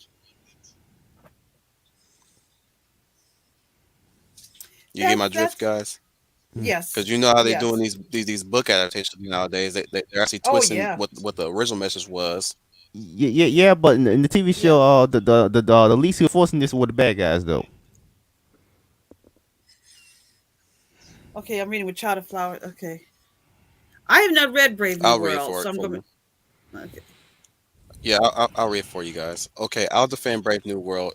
Child of the Flower says, "Okay, I'll defend Brave New World. In the book, you are supposed to hate everyone in the book as polyamory is portrayed as a society so hedonistic they don't care about being slaves to their pleasures, much like Logan's Run." Okay. Yeah, yeah. Okay. I haven't read the book, but after reading that and Child your comment, I can see that. Child, if you're listening to me, is that was that the author's original intent? hmm Posted if it's a yes or no. If that was that if that's the author's original intent, I can kind of is that book supposed to be a comment on society like There's maybe a lot of books out 1984 there was? that was commenting on where society was heading with this whole feminist movement, Yeah. with this new wave stuff, this hippie movement, everything, all anything that was listed as a movement. Hell, dare I say it, a little bit of the civil rights movement was part of it too. I This whole agree new because age of breaking from the confines of a traditional outlook or a traditional way of living. They're trying to break away from that confines when they fail to yes. realize that before even when the Africans gave up our own people to the white man, they were husband and wife. But this is going back to this whole identity nonsense that they keep bringing up that they're trying to break away from this whole traditional thing because they feel shackled to it, completely shackled Yeah. to it, Yeah, they see it as shackled restraining. meaning yes, the idea of Why marriage. won't you let me do what I want to do? Yeah. You're right. You're right. You're right. I absolutely agree with that. And even when you mean hedonistic, that's the great way to describe society right now. I think that we are getting to that. What Child said in describing the book Brave New World and what you just said is exactly how I think people feel is selfish thought. I want to do what I want to do with whomever, wherever, and whatever. And there are no consequences to the actions. And there are always consequences to the actions. A good example of that is what's the what's the two there's two movies about adultery. One is the famous Fatal Attraction, and another one that I can't think of the title right now, Indecent Unfaithful. proposal. Indecent Proposal, and another one called Unfaithful. I Mm. was about to say the Scarlet Letter. And all of those great choices, Do guys. your homework, Fizz. You better start writing these names down. And I'm going to bring this, but I think this should also be a topic in the future. Is about the institution of marriage. But in Unfaithful, in that version, like the Scarlet Witch, Unfaithful, the woman is the one who has the affair, And the movie, what the movie does so beautifully is it doesn't just romanticize the affair; it shows the consequences of her Don't having the forget affair. closer. Because that one too, one closer, even Fatal Attraction as well. One once this affair happens, it doesn't romanticize. It shows these consequences of this affair, and in all those films, the consequences nothing turns out happy. There is no happily ever after for the characters involved in these films. Now, with Fatal Attraction, for instance, the ending is the psychopathic woman is killed, but you know the marriage I goes saw on to Phil. I survive. saw Phil's reaction. Right, but that movie doesn't romanticize either because after Michael Douglas has this affair with this woman, it just caused one train wreck after another, after another, Basic after instinct. another. That's all I can think of Yeah. right now. Well, that one is that one is just out there, but that was Sharon Stone's 15 minutes. Sharon Stone rocket though. Hmm? Sharon Stone rocket though. Yeah, but that's her career never came back after that. And don't even get me started on the sequel. Oh God, no, that's a train wreck. That's no. Were you It, showing Zed? I know you're showing. yeah, yeah. Are you showing a different type of femininity, or I mean, or feminine strength? I'm just throwing pictures up there. Oh, okay, You can just keep talking. okay, all right. I just don't want to with the pictures and confused with that. Oh, good. Yeah, Mary And had as some soon as good you're ideas. done, Leia, may I talk about something with Harley? Soon as about Harley Quinn. Soon as after you're done talking about your statement. Yeah, I'm pretty much done. I pretty much made the statement clear. So if you want to go ahead and bring up something, go right ahead. Final. Okay. So yeah, specifically while we're discussing femininity, I do want to discuss about Harley Quinn, specifically on her relationships between both her first her being relationship with the Joker and how she started, and her relationship with Ivy and how it's been so misinterpreted over so many years.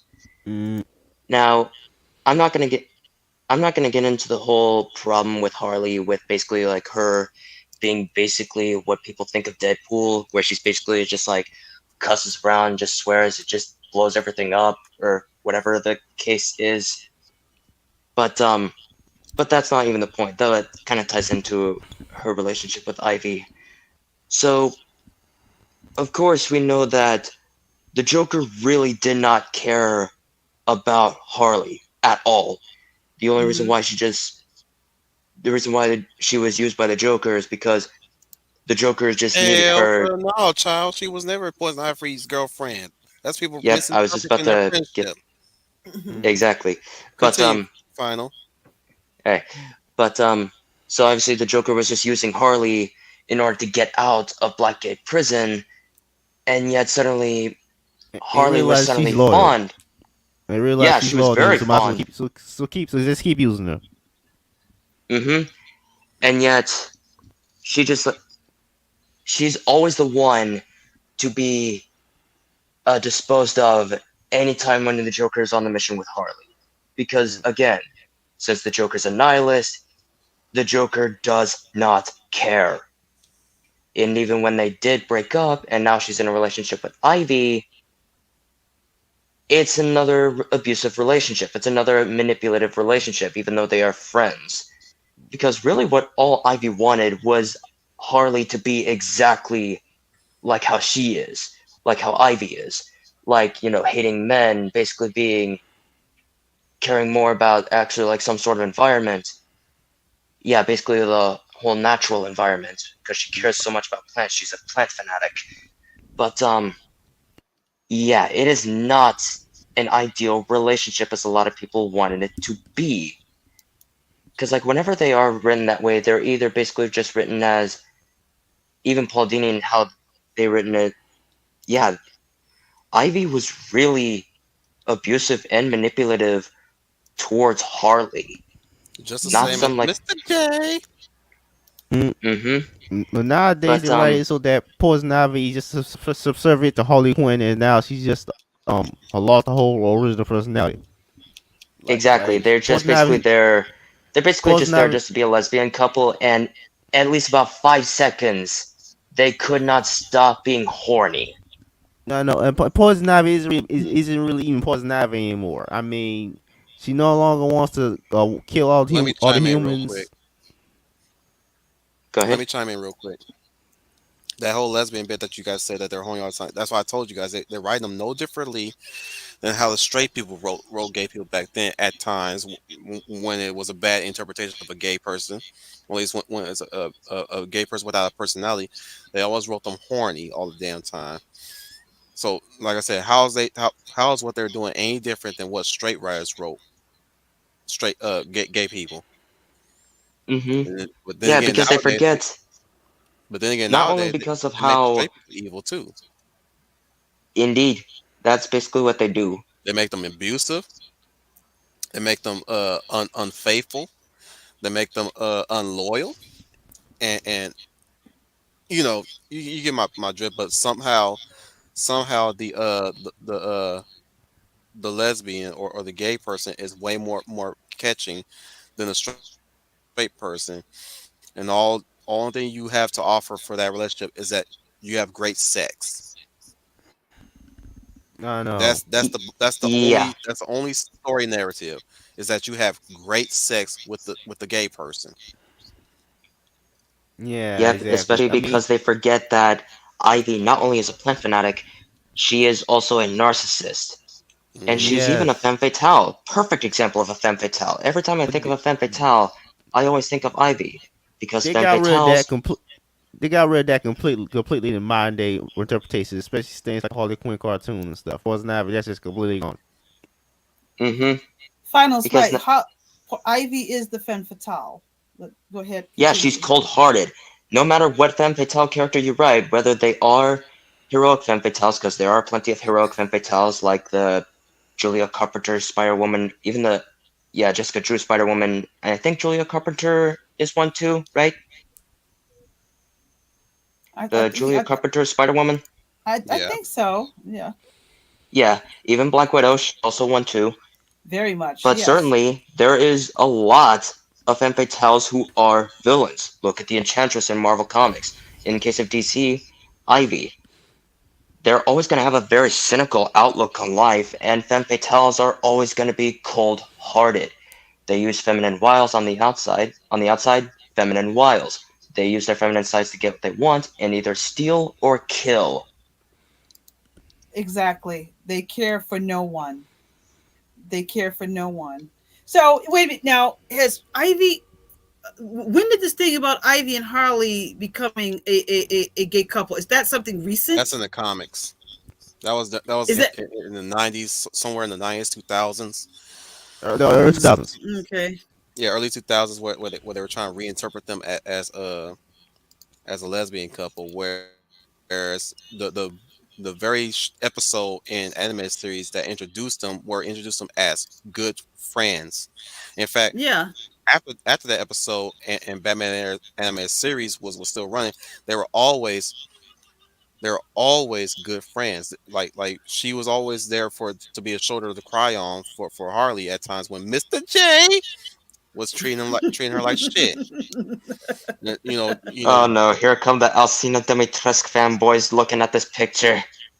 we already got 8 viewers. It's fluctuating between 10 and 11. I must be doing something right here. I just Alright, wanted to keep know. going. I just wanted to know because I thought this Ivy and Harley being lovers was something that the woke bots invented because they just lesbians. I thought it was something maybe that they had that troped up, but I always thought they were besties. Oh, Oh I wait, thought it was something. The Ivy and Harley lesbian relationship started in the 52 era? Yep. Yeah, I saw Ghost Team Ghost Planet's comment. It's just yeah, like yeah, that yeah. started there. Apparently, they made it legit this time. Mm. Oh, so that's where it There was started. there were times there were some undertones here and there, yes, but on the Back in the whole, early we all know they 2000s, were there's good undertones. friends. Mm.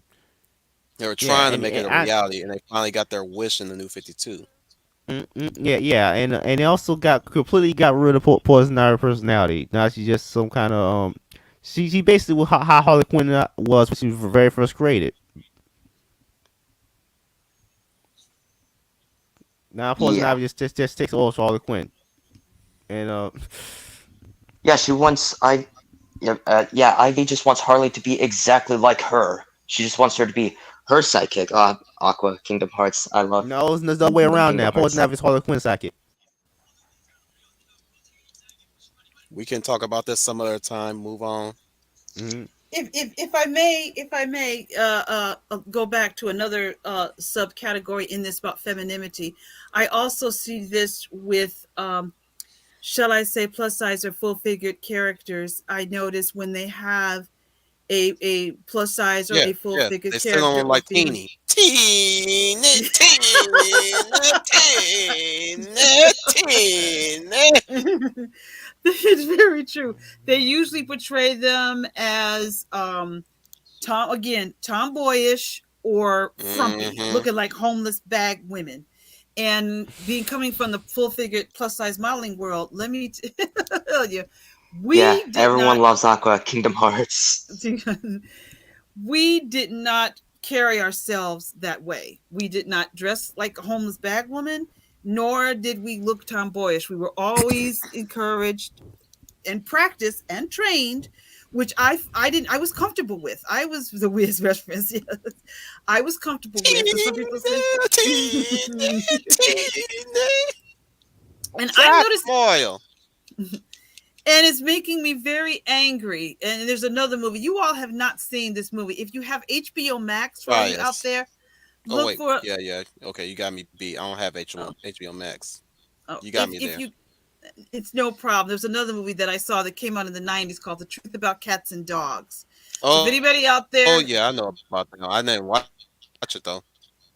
that's Ain't okay. that the one I with had Wait, watched. is it the Julia one? Are you talking Childs? about the one with Jeff Goldblum? No, the truth about cats and no, not the one with the That's talking one. cats and dogs. This one was Oh, this. Yeah, this movie starred Uma That's cats and dogs, Thurman. man. Yeah, Oh yeah, yeah.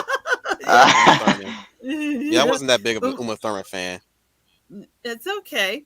I'll give you the just very quickly about this movie. This movie was about cats and dogs came out in the '90s, and most for the plot of the movie, I was going along with. The movie is about a plus size woman who is on the radio. She has a radio talk show. She's a radio host of a talk show, and she has a beautiful voice. She has a really great voice, but she won't go out with anybody because she feels if they see her, they will reject her.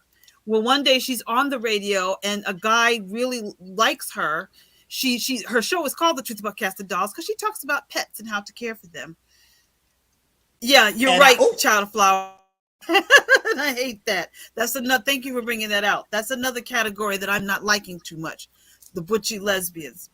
But back to the movie really briefly. She talks to me about their pet. She's on the radio with this man that needs help with his dog, but he likes the sound of her voice and how kind she was. So he said, "Look, I like to meet you in person."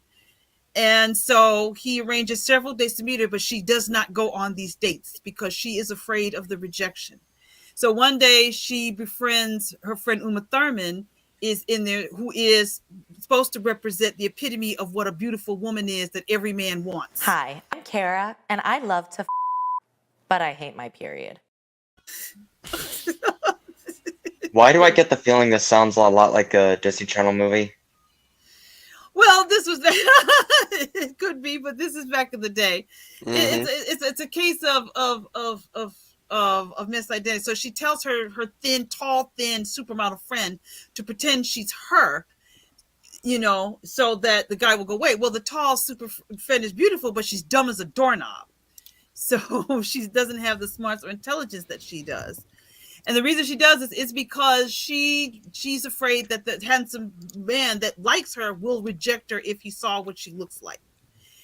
And the problem I had with the movie, at first I really liked it because I liked the movie's message. Because in the end, she comes to realize, or the guy comes to realize that he likes her. His looks is not why he fell in love with her. He fell in love with her because who she was as a person. She had to learn that lesson herself. The problem in the film is Jolene Garofalo, the woman who plays the radio host, looks like a homeless bag lady. And then I'm sitting there saying to myself, why is it when they do these movies, the plus size woman looks like a homeless bag woman? There's parts of the movie where she doesn't want to put on makeup. She dresses once again like like she's in high school, and I'm thinking, why are we portrayed this way? But why are we always portrayed this way? Why are we always portrayed as we have no style? We're not feminine.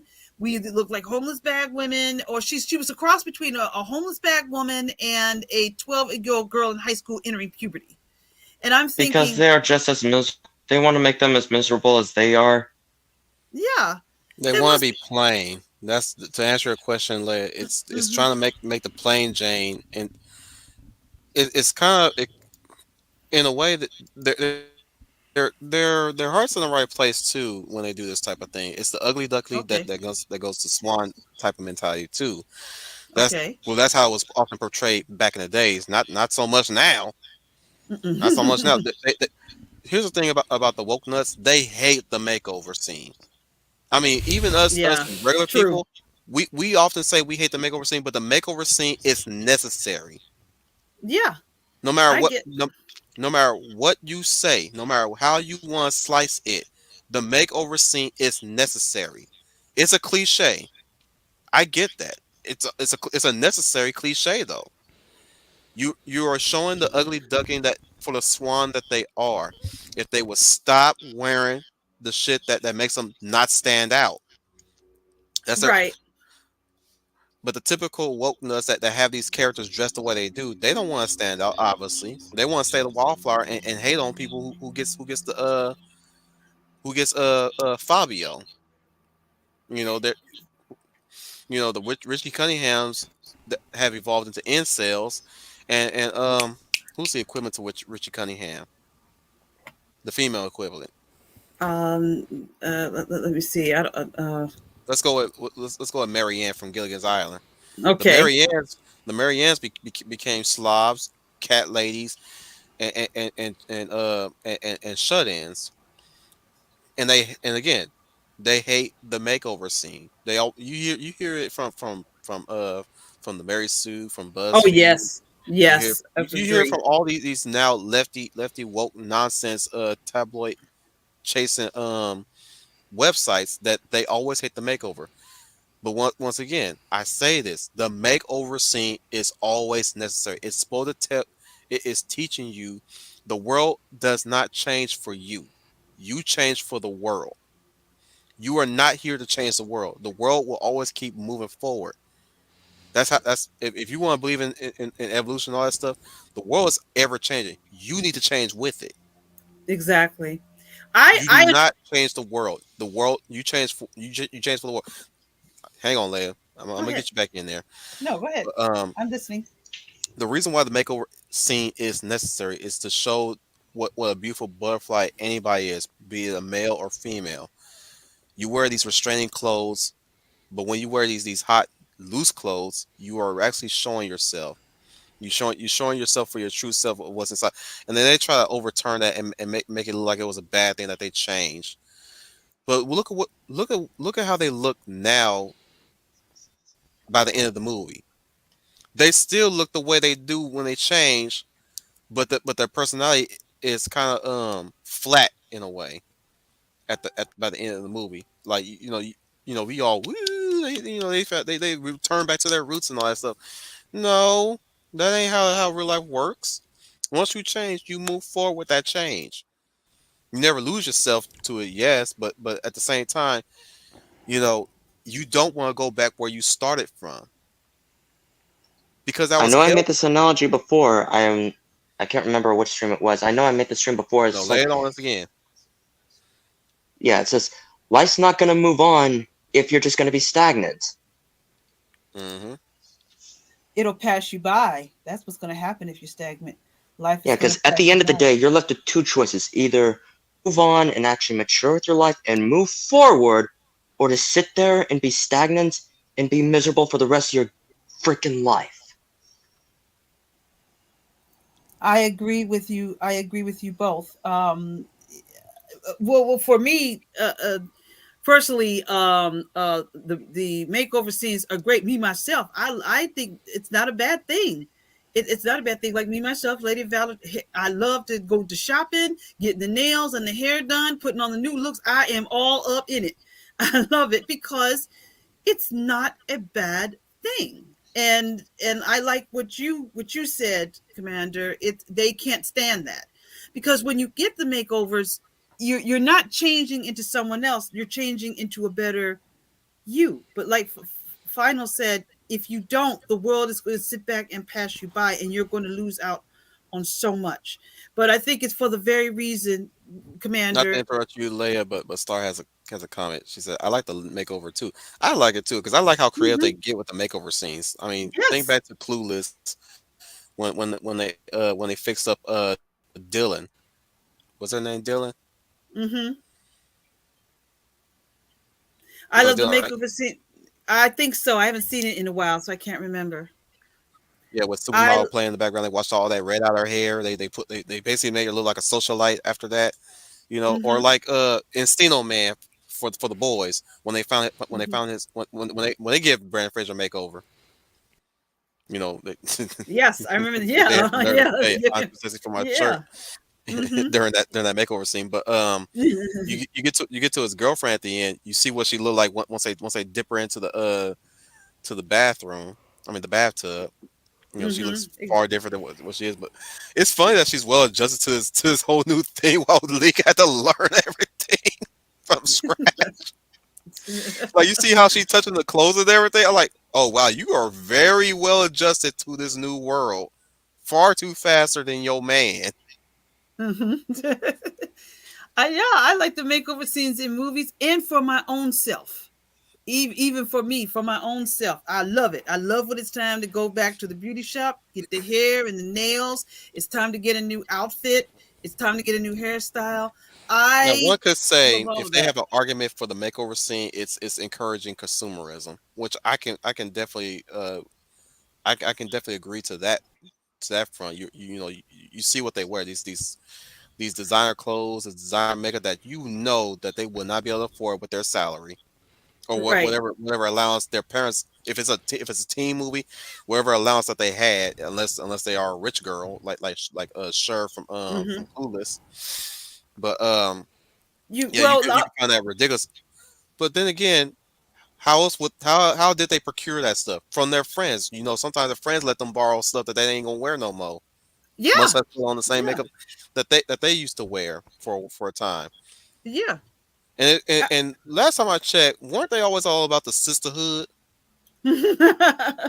Sisterhood is always helping, uplift women, help women, all that stuff. Now they don't want that no more either. Yeah, that's something else that they don't want as well. And back to what you were saying, the thing is like you said, the makeover itself is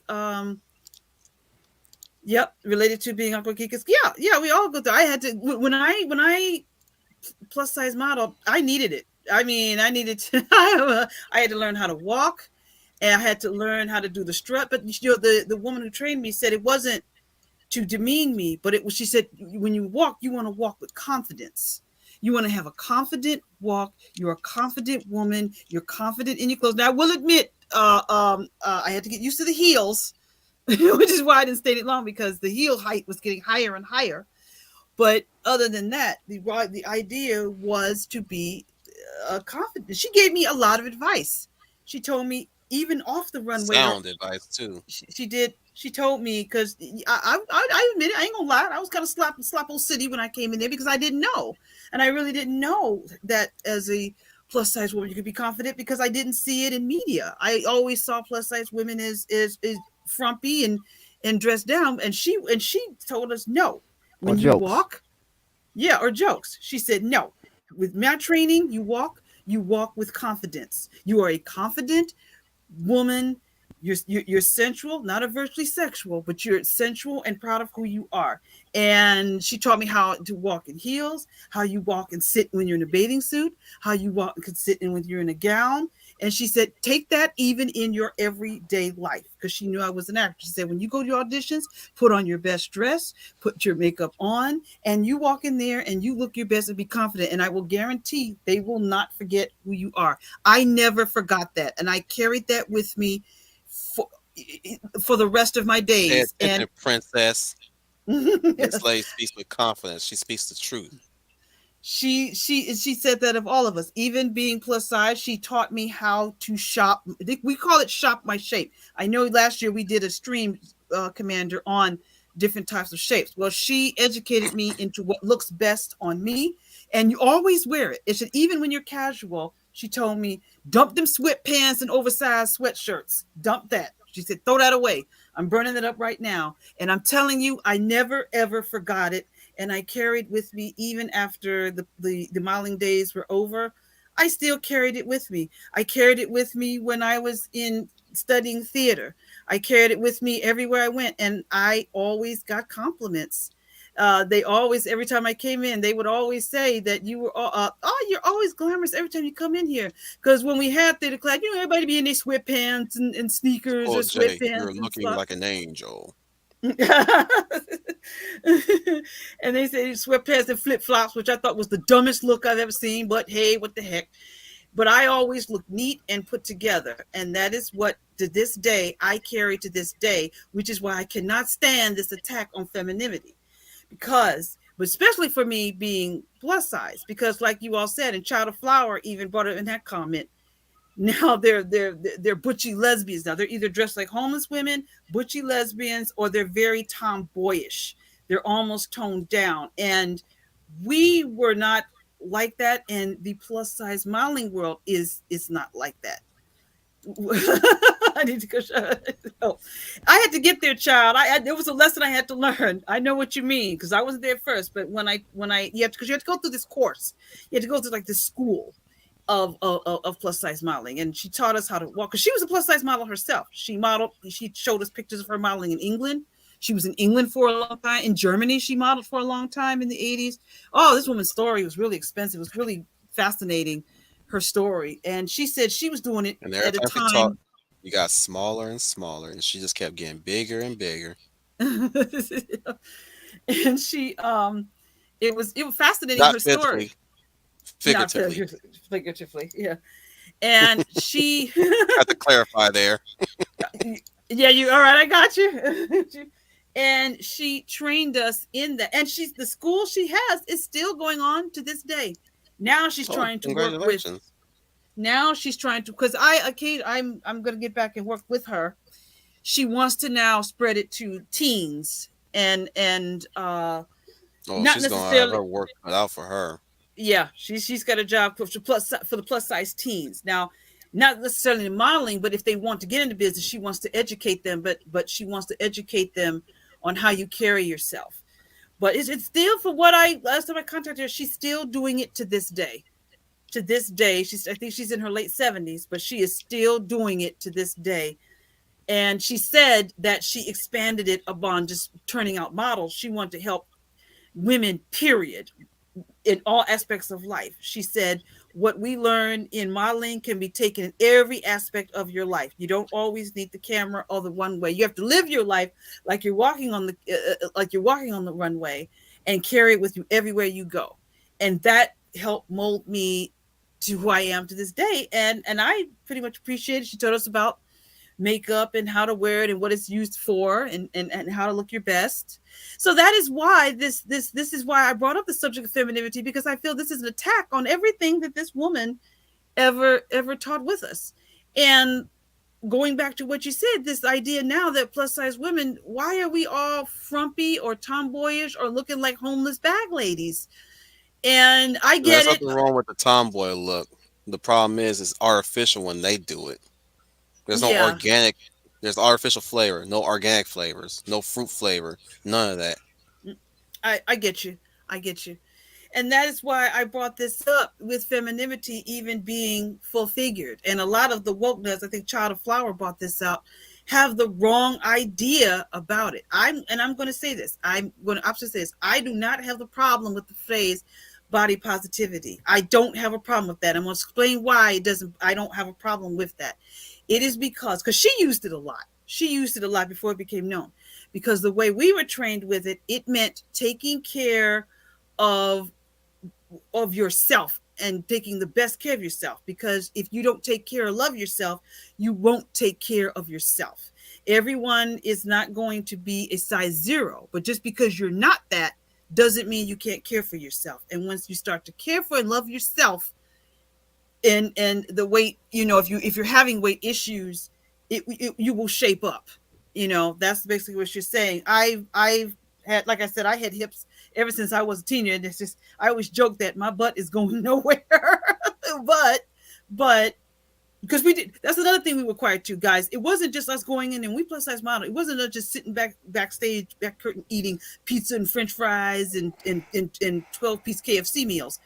We had a trainer. We had to work out 3 times a week, and we had to have a steady diet. We didn't starve ourselves, but she taught us how to eat that would benefit us. That was her definition of body positivity.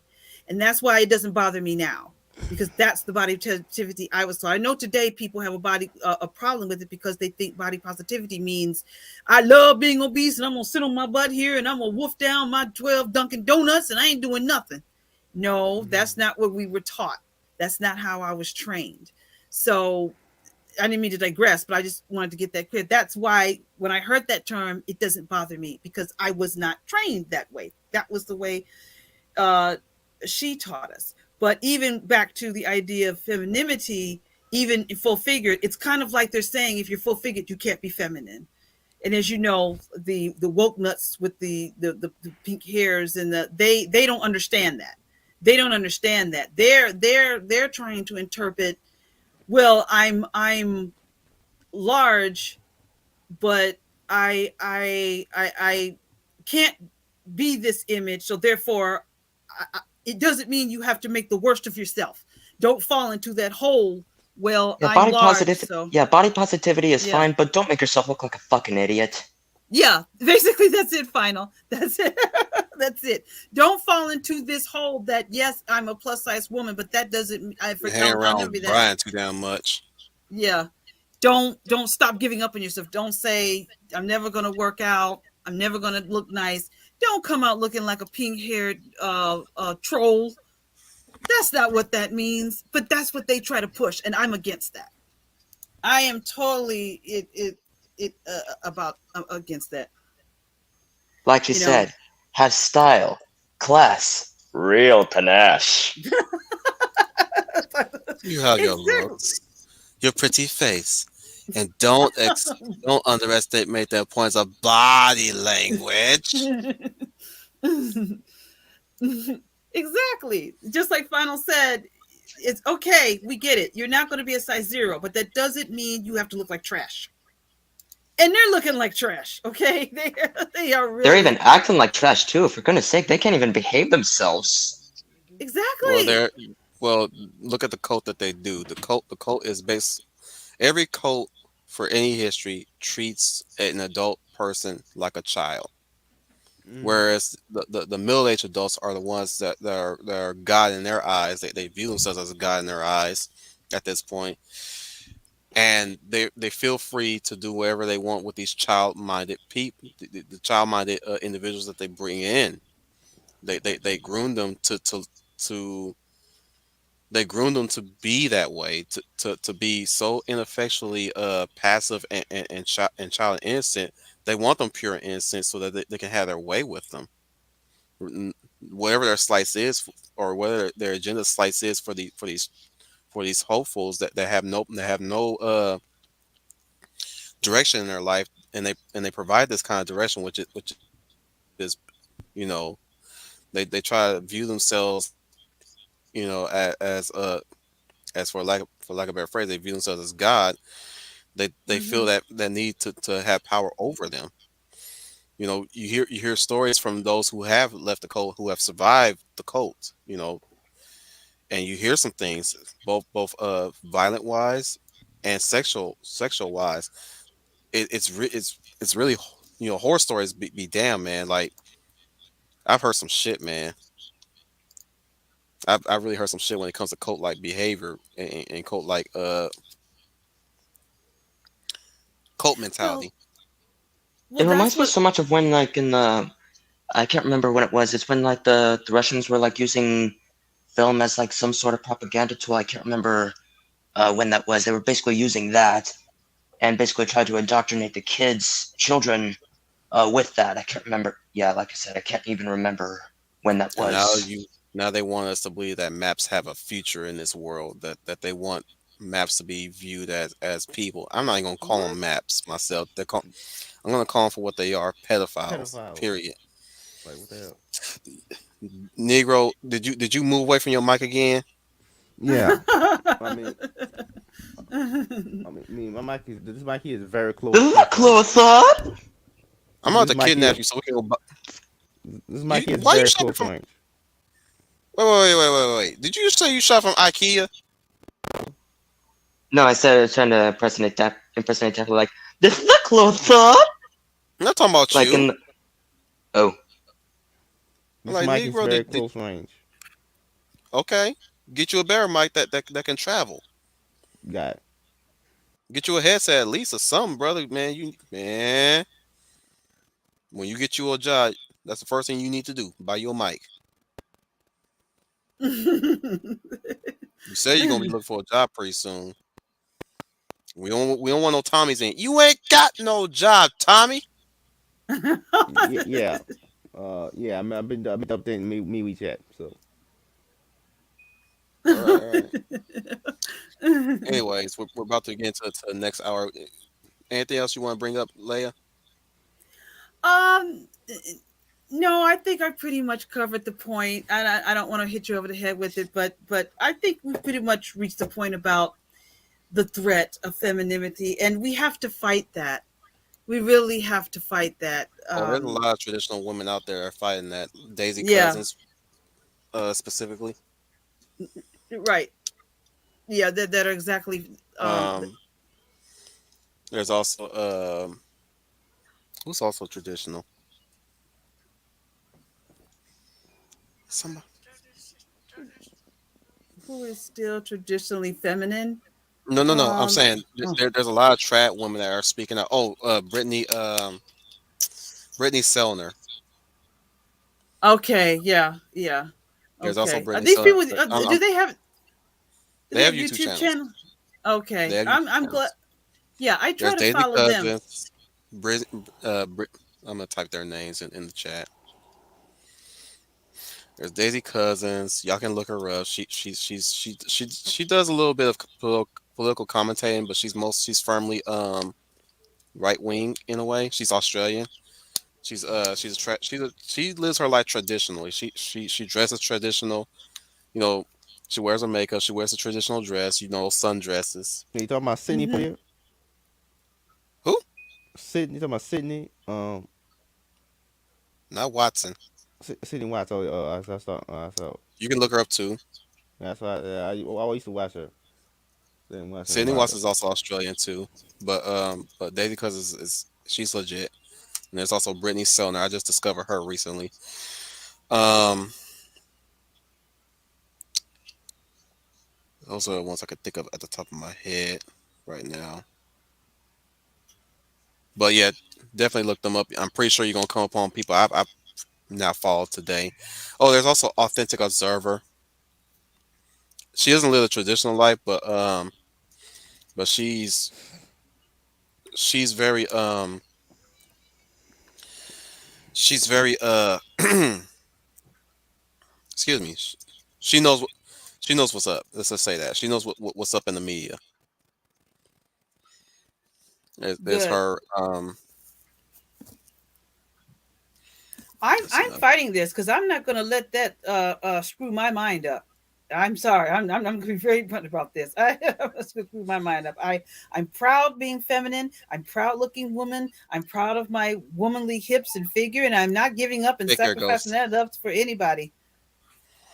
That's these other nuts, woke nuts out there. That's their issues, but not mine. And they're not going to screw my mind up or try to making me think that I don't.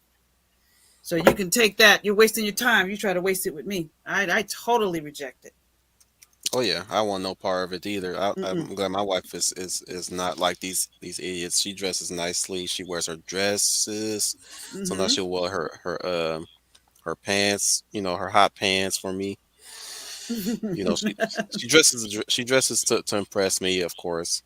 And when we Nothing wrong. go out, Nothing wrong with she wears that. her makeup too. You know, and she dresses Hmm. nicely when she goes to church, and I admire her for it. I always admire her for it. Every time I see her coming home from church, I smile because she's looking her best at her best. That's a very sweet thing to say. That's that is Wolf. It's good to know there's a man that respects and appreciates the beauty of femininity. Beauty of femininity is not to be feared or disarrayed from. But this generation of these young girls, well, y'all need some help.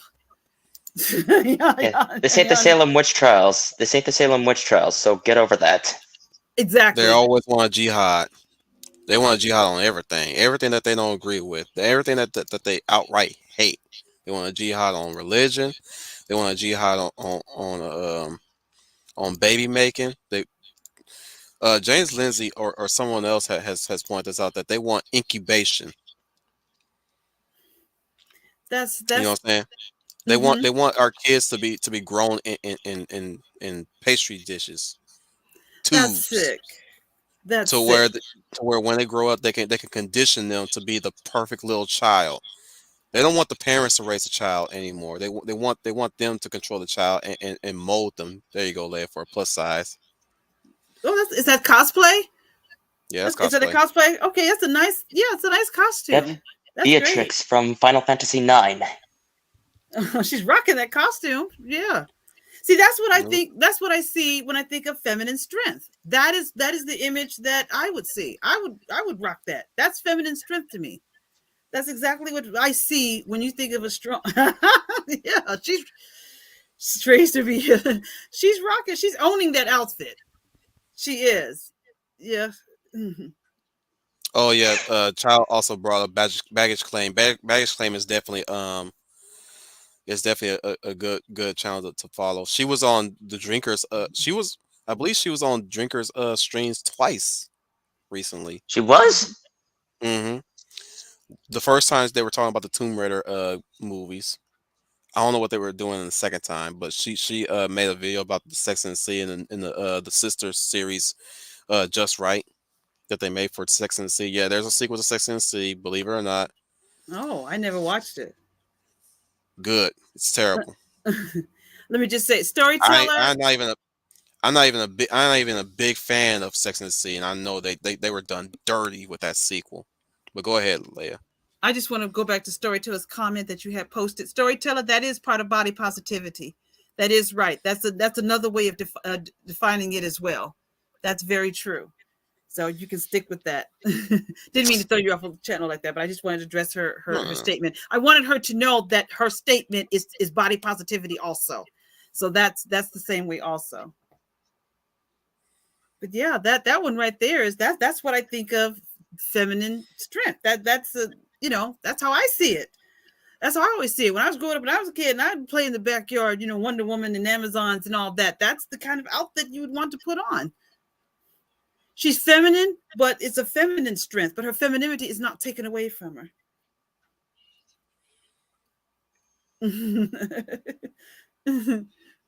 But that Sex and the City sequel, I never saw. Once Sex and the City ended, I was done with it. But I never saw it. Must not have been good. I never heard of it. Yeah, I heard about that child. I wondered did they kill him because of his scandal, or just they just decided that men need to go. But everybody told me that sequel was. I didn't waste my time with that, which is too bad because I would have liked a show about mature women, but they screwed that up.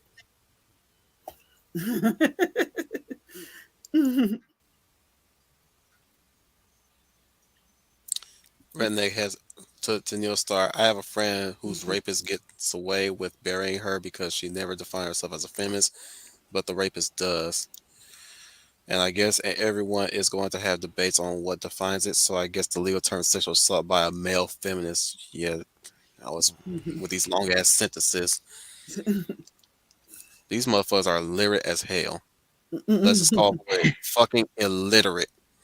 You don't even want to learn how to English. You want to say English, learning English is white supremacy. Man, fuck off. You just don't want to try to speak plainly. You want to talk all day till you blue in the face, and not saying a damn thing about what the hell you want or what the hell you talking about, more or less. So you can take your illiteracy. You ain't gonna make me illiterate. Fuck that. You ain't gonna define me as a stereotype. If that's what you think you're gonna do, I don't co-sign to this whole pronoun bullshit. Even if you are trying to be respectful, even if you did came to me correct, I'm not doing that because history dictates that I should not define myself a stereotype if I can't even say the pronouns correctly. Mm. You gotta say stupid Do you stuff like like they them Latinx, Oh, whatever. that's a nice yeah, one of you're not gonna Shira. yeah, plus size too. But she's yeah, but she's rocking it. That's what yeah, she is, but she's The rocking it though. Again, cosplay in cosplay. I'm only bringing these pictures up just to make something clear. From the time cosplay came about, nobody had any set rules to who cosplay what. But as soon as these zealots came in, now suddenly you black, you got to dress as a black character. Okay, why is that? There's plenty of black characters out there, yes, but why am I specifically supposed to dress as a black character? Well, you white, you Yeah, can't dress as an Asian character. Why not?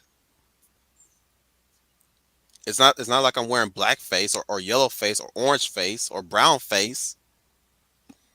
You know what I'm that's saying? a continue. And and and I've seen many cosplayers of any walk of form of life. I've seen cosplayers in wheelchairs. I've seen cosplayers in crutches. I've seen plus size cosplays, skinny cosplayers, even crossplay, which is cross dressing cosplay, where the males dress up like the female characters and vice versa, which is not a bad thing either. That's fun. And I've seen women do gender swap. Men do it too. Gender swap cosplay character. Cosplay was always creative. Imagination, no limit to what your imagination can do, aside from dressing up as the character, be it a comic book character, a video game character, an anime character, a movie character, a show character, etc. So when I hear people trying to impose rules or gatekeeping rules upon something that people definitely enjoy doing, these unwritten rules, I'm like, what? Are you kidding me? The standard rules was the cosplay has to stand on its own, has to hold together, or else you're gonna expose yourself by accident. You've you know you Yeah, gotta take that into consideration too. You have to be very careful on how you build your cosplay, especially when you go out there, especially when you have a character that have a very risque outfit too. That I can co-sign to as well. I'm not saying they're telling you you shouldn't cosplay this character. No, but you have to know there's a time and place, especially whatever your cosplay profession entails. Considering nowadays, OnlyFans, Well, on Instagram. Fansly. Instagram is Instagram is fine, but yeah, that OnlyFans shit, that shit is wild, man. That shit Yeah, is you don't wild. expect much on 18 plus sites. I mean, that shit is wild, like really wild. But other than that, man, see, it's because of you motherfuckers. Is the reason why half these little kids think the way they do when it comes to characters like this. I'm sorry. There it is. It's because of y'all. Y'all don't want to fuck the game up. I'm not even gonna bother You with know Worlds in Harm. I'm not even gonna bother with that. It sounds like one of those softcore porn shows, kind of like interspecies viewers. So I'm not even gonna bother watching it. what show?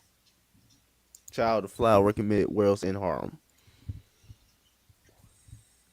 Worlds in Harlem. Harm. Worlds in Harlem. Apparently, it's a world where men are killed off and the few left are women sex slaves because a disease was created to kill men. I'm never gonna watch that. Bother watching that. I don't care if you want to watch it. That's for everybody too. Shut up. Mm.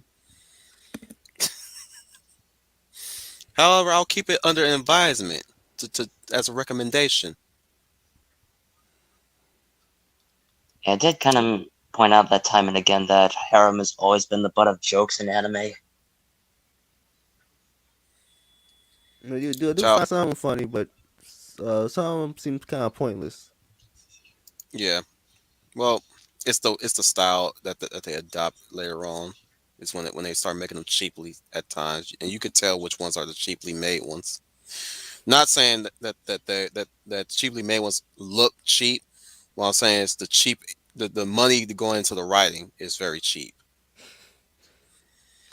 and very steep, which means they have no area of iron out their storylines at times, and they rely too much on the comedy, the physical comedy of the anime characters too. So there's that. And that mostly comes to It's slapstick, but yeah. Yeah, it's no substance there.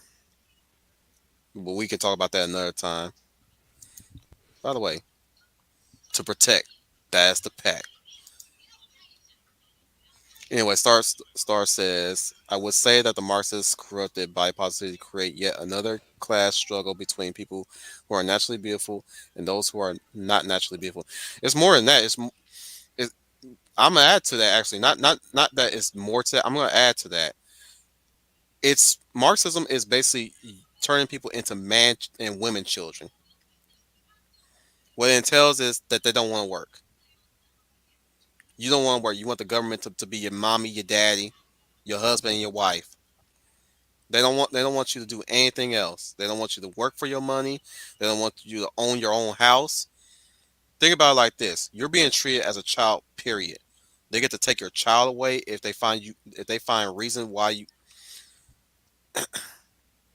if you find reason why you're not a suitable parent.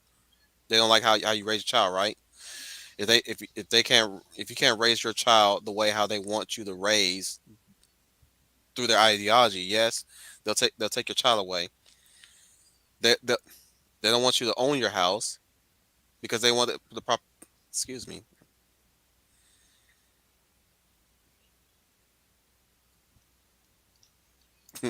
Sorry, redneck distracted me a bit. It says sexy, yeah, and possibly black cosplayers. Final Fantasy 12 Fran. I see some white people dress as Fran too. What I'm saying is that Marxism is basically you do not want to grow up. It's a Peter Pan world to me. That's how I interpret it. People have multiple ways Yeah, of it's how they just basically the Lost Boys of Neverland. yeah. People have many ways of how they describe Marxism. You can describe Marxism, but it always ends up the same. Nobody. It's basically a movement or an ideology that doesn't want to do shit in life. Never want to work. Never want to earn anything. They want rather instead they want to take. Now, You can even what make I the don't get analogy. is how it Hang on, Doesn't spread it Fizz. so sound quite? Doesn't it how it sound Hang like on. spread so quite much. tyrannical? Hang on, Hang on, guys. Think back to Aesop's fable, the grasshopper and the ants. The grasshopper represents Marxism right there in a nutshell. But let's start with you, Fizz. What you gonna ask? I said how it spread so far. Because they attacked their children first. Some they got it through the youth. In fact, how Marx started his stuff, it started with his two girls and his whole family. Remember that. Then somebody found his book and they got enamored with it too. Somebody who probably didn't have no. I think it was Marcus, or at least Marcus kind of helped it along here and there. But it. These guys were basically positioned themselves as people who knew everything. That's how cults get started. When you think you know everything, which obviously you don't. That's the Dunning-Kruger effect in a nutshell. But where I'm going with this is that at some point, most people start seeing that, especially those who thought they had no direction in their lives. So they find his book, and somehow they found meaning through what he was preaching. You get what I'm saying, guys? Mm. Hmm. There was that, and of course you had later on uh people who were in positions of power as leaders. that never need that shouldn't have been there. Hitler, now, Stalin. Ooh, dang! I'm allergic to dictators. Shit. You got people like those in position of power who learn through Marx, and that's how it spread. And you know and you realize how their inner workings started. You know what I'm saying? Yeah, Their inner workings start with changing history, as always. Changing history. They always hide the history. They try to reform it. They basically reform everything. They want to reform everything. They still want to remove the Constitution. Y'all know that, right? No, no. I mean, Mm-hmm. uh-huh. Yes. They want to usher in chaos. Yes. These new Marxists, they want to usher in chaos. They don't want order. They don't even want to order their lives. That's why they don't want accountability because then everything that they do that they know is wrong. You Yep, tell them this. You show them the folly of the ways, they'll kill basically themselves. dictatorship. One of two things the US has been against since World War II aside from fascism.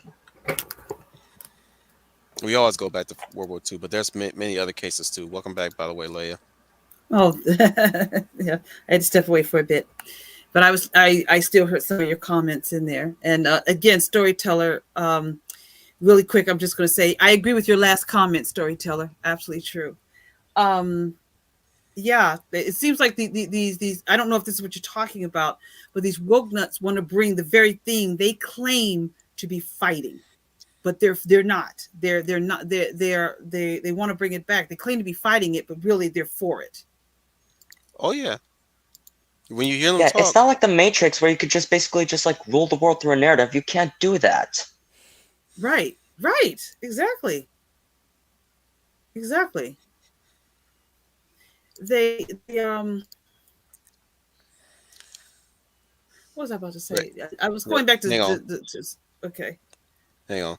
Red says, "Joy of peace. I realized that Captain Hook and the crocodile were an allegory for age and aging in time, the sound of a ticking clock that got a taste of the man and wants to devour him whole." I think I saw that Yeah, video on YouTube. oh yeah, he makes a lot of yeah, he makes a lot of analysis with many stories. Yeah, he I mean, that's does. what many that's basically what many professors do these days. They always Child, analyze things and make sure, like, is this actually worth something? Like, is there something behind it? child. That's what When you always say it like professors do. that, that is true. The other side did win in a way. Nazi Germany did get over here in America. We're the resistance now at this point. When you guys really think about it, yeah, technically the other side did win World War II, figuratively speaking. If their ideology was able to get over here in the states, and boy did it, it did cross over here. Some people who were former Nazis migrate over here, start teaching their stuff. Frankfurt, Frankfurt School. mm, Sorry. I'm allergic to woke ideology. Well, Marxist ideology, fascist ideology. Frankfurt. Oh goodness. Every time I think of Frankfurt, every time I think of the word Frankfurt, I get sneezy.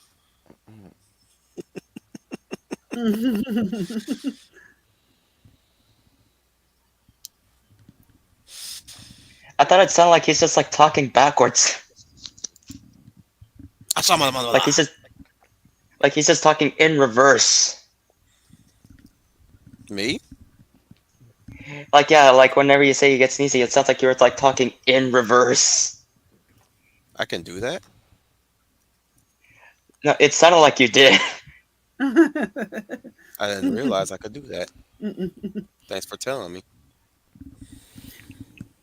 One last thing I would break up about femininity. One last thing I would say on the topic, since we're coming to the end of the topic, is that I think a lot of the wokers also, we probably already brought this up, but I think they're jealous when the woke bots see women or women who are full figured, who are confident in who they are, present themselves in a tasteful way, whereas they don't do that. I think it makes them. That's why they attack them. I think it makes them a little jealous when they see a woman accepting who she is, but in a tasteful way and carry herself in a decent, tasteful way. Whereas they themselves don't want to do that.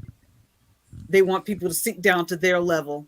And so when they don't sink down to their level, they try to bring them down to their level, and they use the Twitter to do it, and the language to do it, to get them to stop, to get them to shut up, to get them to stop doing what they're doing, so they can sink down to their level. I think that's what they try to do with it. Yeah, I even use a straw man. Yes. Well, they always want their usual boogeyman to fight. So they always invent a new one every single time, or at least they invent words to always shame, slander, and attack anybody whom they don't like. Hmm. Once they run out of us to fight, they'll start fighting each other, and technically they're always fighting each other, even while they're fighting us all the time. That's why they always say they eat their own, Oh which is yes, true it's true. I because actually because they view sorry go ahead. they view almost a lot of people who go yeah who are starting to go against or showing signs that they're going against what they believe in, which is very little, and what they believe in. They don't really fully commit to it enough. They see them as an enemy, or at least a signs of becoming an enemy. So they're obviously preparing themselves to fight who's against them. You're not with us. You're against us. And I had this epiphany recently while I was at work. I came upon this epiphany. Y'all ready for this one? Yeah, go right ahead. What's that? You know, you know how some of these idiot atheists. Yes, I even count myself as atheist, but some of these idiot atheists that debate religion, they tell us some. Well, if God's so great, why you give us free will, and why we're punished? Why do we get punished for having free will? Well, here's how I interpret how and why God gave us free will. Y'all ready for this? Y'all can disagree with me if you want to. Those of you who are of faith, but I'd like to believe that God gave us free will to make our decisions, even though we're following Him faithfully. We still have the guidelines. We still have the law. We still have the rules of praise and worship. But ultimately, we have the free will. We have the free will to choose. I'm harkening back to the story of Isaiah and his son. Remember that? Yes. He's serving his God faithfully, right? Yes. But how I interpret that is that God also tells him to don't be so quick to follow me blindly. You should always have reservations too. He's willing to allow us to have the free will to resist when something he says, you know, doesn't sound right. Why would I want to kill my son? Why would I want to sacrifice my son to him? Okay, I'll do it. Wait. Whoa. You proven yourself faithfully. Don't kill your son, man. Hey man, dude, you got a mind, right? Come on, man. What's wrong with you? I also believe that the free will comes with a cost. Of course, you have to suffer the consequences for your actions if you use your free will to harm others, cheat others, steal from others. Right? That is Right. why you get punished because you're given the free will and you're abusing it and you're exploiting it. You're using it to lord over others. Here's one thing I also believe that free will was granted to us, even though we're not in the paradise anymore. Is that Satan could spread lies to us to enforce us to follow faithfully and committedly, right? Meaning we have no reason to question it. See, Satan will want you to follow blindly. God will want you to follow faithfully, but at the same time have your free will intact to know what is just and what is unjust. So said the commandments, right? Right. Remember, thou shalt not kill. Why am I killing my son? Why should I sacrifice my son? Right? Okay, you said, but I'm following you faithful. Whoa. That's your kid. What's wrong with you?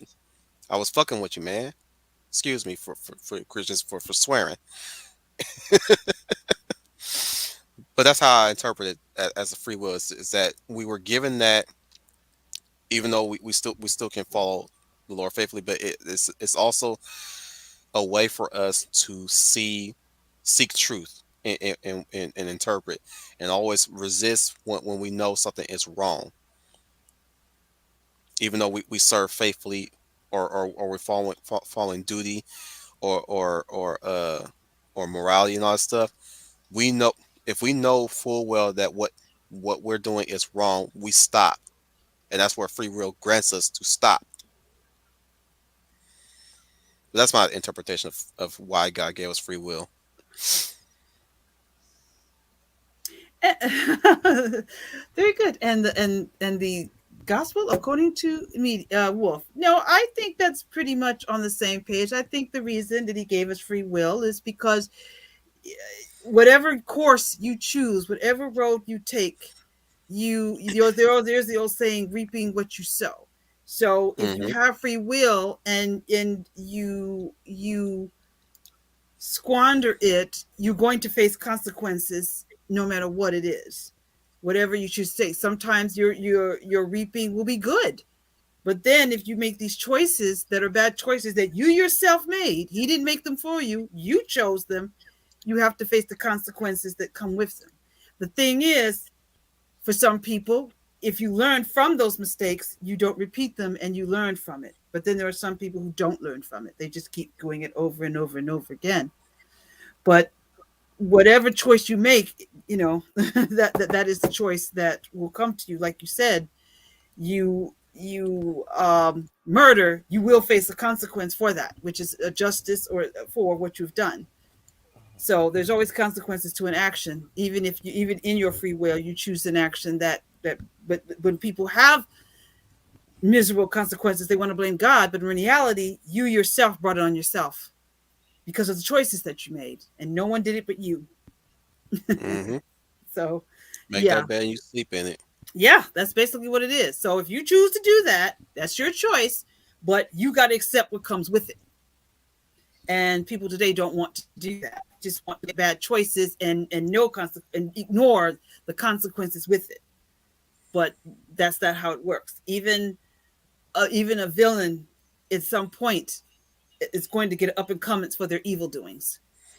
So Yeah, they think getting away with bad behavior thinks makes them think that yeah, they're trying to think they'll get good things just by getting away with bad behavior. No, you're not. You're gonna get consequences of that. you're right, final. Eventually it does come back to you. It's going to catch up with you in one way or another. It is. That's exactly right. I agree with you. They want to live their life with no consequences and still reap good things. Doesn't work like that. In order to get good things, you got to do good things. Reaping what you're Yeah, sowing. it reminds me of a video that I was actually watching. It was actually an analysis video on The Great Gatsby, on the story of The Great Gatsby. Surely you should, all of you should have read that book, right? Great in Gatsby. in school, No. I didn't. Wait, Wolf, you never read The Great Gatsby? Negro, I went to a ghetto school. You think we got time to read the Great Gatsby? All of this fucking Romeo, Juliet, Othello, and Mice and Men. Oh, okay. But anyway, We didn't even get uh, Catcher on the Rye or Wuthering Heights. None of the popular topics topical books that we read in our high school. My high school was shit, dude. Yeah, I didn't get that I'm not, I'm book. not, I'm not, Yeah, I'm not uh, messing it up. I'm just telling you, my high school was shit. Our yeah. fucking books were mangled. Hang on, Fizz. Mm. Torn up, missing a page and shit. Somebody done doodle all over it. Somebody already wrote their gang name on it and shit. We barely even had computers, to say the least. wow. Yeah, that's how bad when you go into to an all black school. They make you look po. That's what they Yeah. do in the black community. They make you look po, and we fall for that shit. They don't want us to aspire. They don't want us to climb out the hole that they in turn dig us into, and that we continue to keep digging into, making it deeper and deeper. Hell, half the time we explore our own selves. You know, all the shit that they do in the black community, what they say they do to each other, that is fucking true. That Wow. is completely true. It's sad, and they will have you believe that you're in the wrong for having to criticize that shit. No, I'm telling you this right now. Any white person, any person of any race specifically, you got something to say about the black community, say it. Say it. Don't be afraid. Be tactful, mind you. Time and place, guys. But say what you have to say about the black community. Too long have we had too many people trying to silence people for having the audacity to even have a word in about black people's struggles. And I'm so sick and tired of people who want to say something about the black community, lead off with, "Well, I'm not qualified to say this. Since I'm not like, no, say what you got to say. Period. We get to say what we say about y'all. So why can't you? Why is there a muzzle on you? That's my question. Why y'all have to lead off? I don't understand. Here's the thing. I'm not shaming them for saying that. But I'm asking directly, why is it a requirement for anybody, especially when we it's people that we follow in good intentions, always have to lead off. Well, I'll try to say what I say, but take what I say up with a grain of salt because I don't live their experience. No, you don't have to live my experience to critique my experience. You know what I'm saying? Mm-hmm. We Yes. here's a problem with this half of the human race, right? The sissies, I like to call them. They think we are not allowed to judge anybody. Period.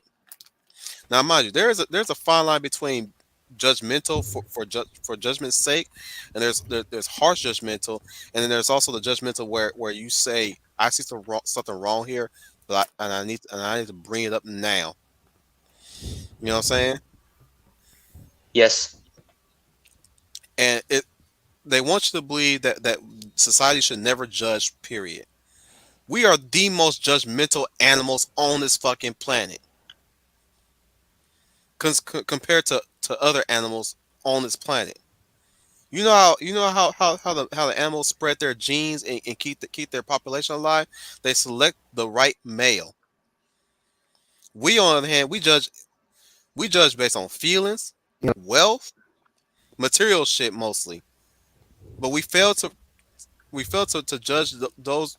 We're supposed to be vetting, excuse me, vetting those who are supposed to come into our lives to make our lives better and be the better half of ourselves, and by that same token, aspire us to be the better version of our older self. It's like what they say in the Delphines. You make me feel brand new. You know, Mm-hmm. there's meaning to what that song's saying. That's how it's supposed to be. Whether you're spiritual or holy or faithful, or whether you are of no faith, you're supposed to find the person that makes you the better person. You know what I'm saying? Right. Yes.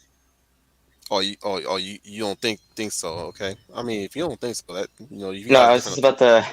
No, I was wondering if you're done now, because I like to get straight to the point of what I was about to The final says, I just tell. want to talk Like, about the Grace Gatsby. Oh, Yeah, my no. no, bad. what it I reminds me forgot that. of that I brought up the Great Gatsby. My bad. I Yeah, forgot that you were in a tirade too. yeah, My I my wanted tirade usurped your tirade. My to. bad. I was curious to hear You're what you said about. okay. I was curious to hear what you say about the Great Gatsby. Go All right, ahead. Final.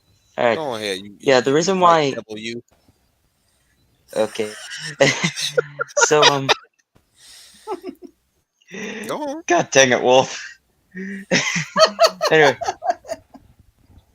Anyway, so now the reason why this reminds me so much of a video of the Great Gatsby is because of how this is basically and how it reminds me of how people careless are, because in the 1920s people are really really careless. Like there was a moment in the book where the guy was like driving so fast, like I think a tire popped or maybe a wheel got off his car, but yet he still drove on, and I think he was like drunk at that moment in the book. It was not there, and I don't think it was there in any of the movies, but yeah, it's there in the book, and it even shows in how.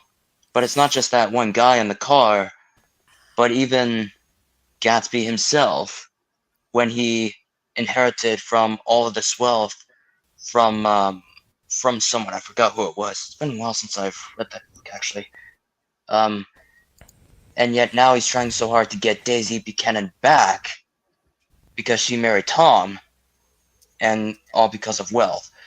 But yet now Gatsby has all of this wealth, and now he's trying to so hard to get Daisy back to be just like before because they've been in a relationship before. Even though Nick, the story's narrator, says to him that you can't repeat the past. Hmm. That's very true. Is that's what it reminded you of? So I so mean, yeah, pretty much. Like, not just from like you cannot repeat anything from the past because you can't, because history moves forward.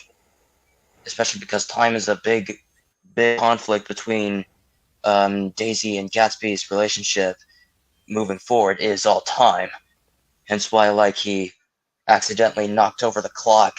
Or no, I don't think it was on accident when he nudged over a clock and then it broke and fell on the floor.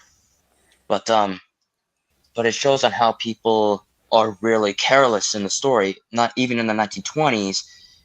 People, yeah, like I said, in the 1920s, people are really careless. But even today, they are careless. Like they want to live a carefree life, but it's life itself. You can't escape from it because if life is carefree, there would be no life to even be worth living.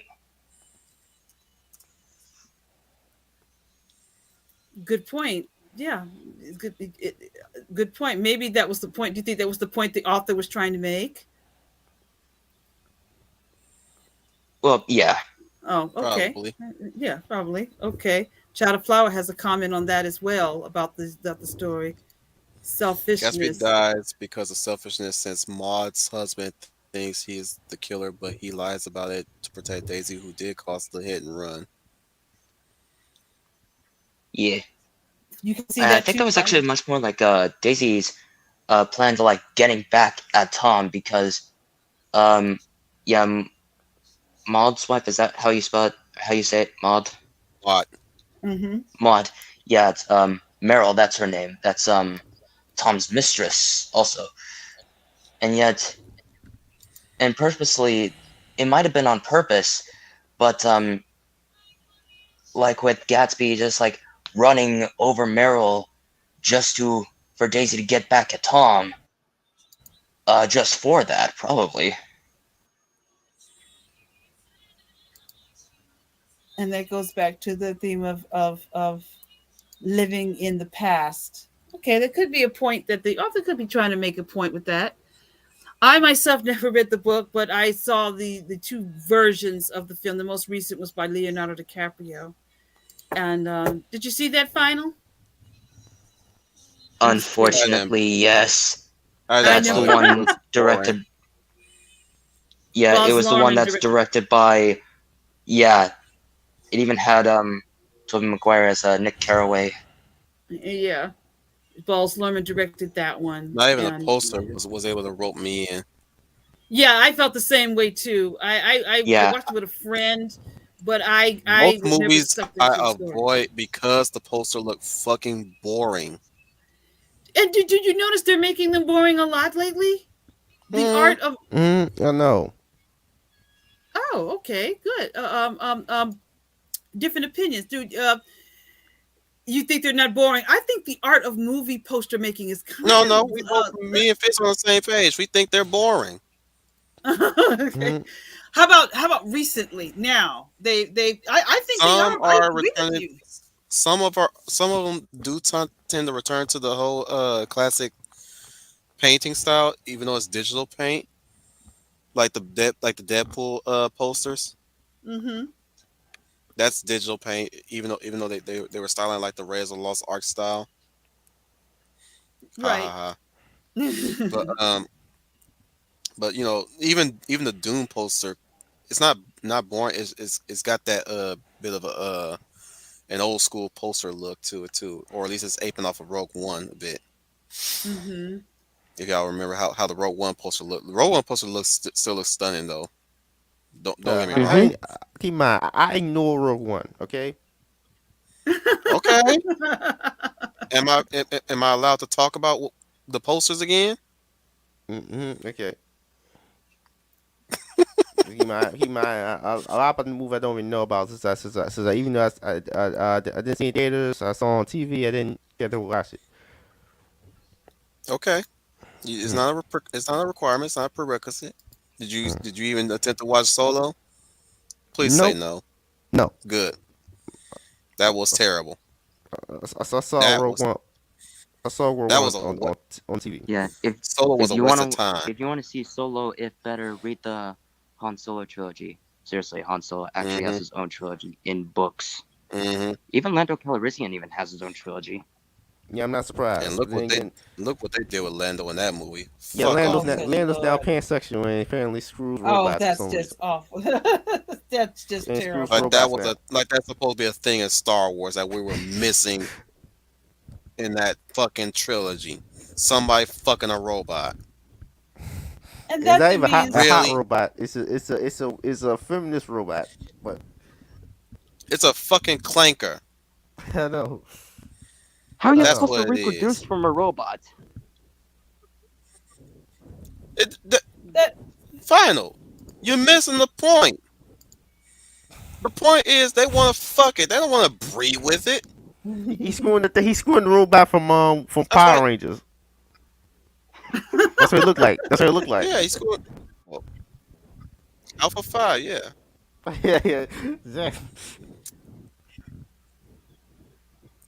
Everybody, that was just guys, demeaning. just remember this.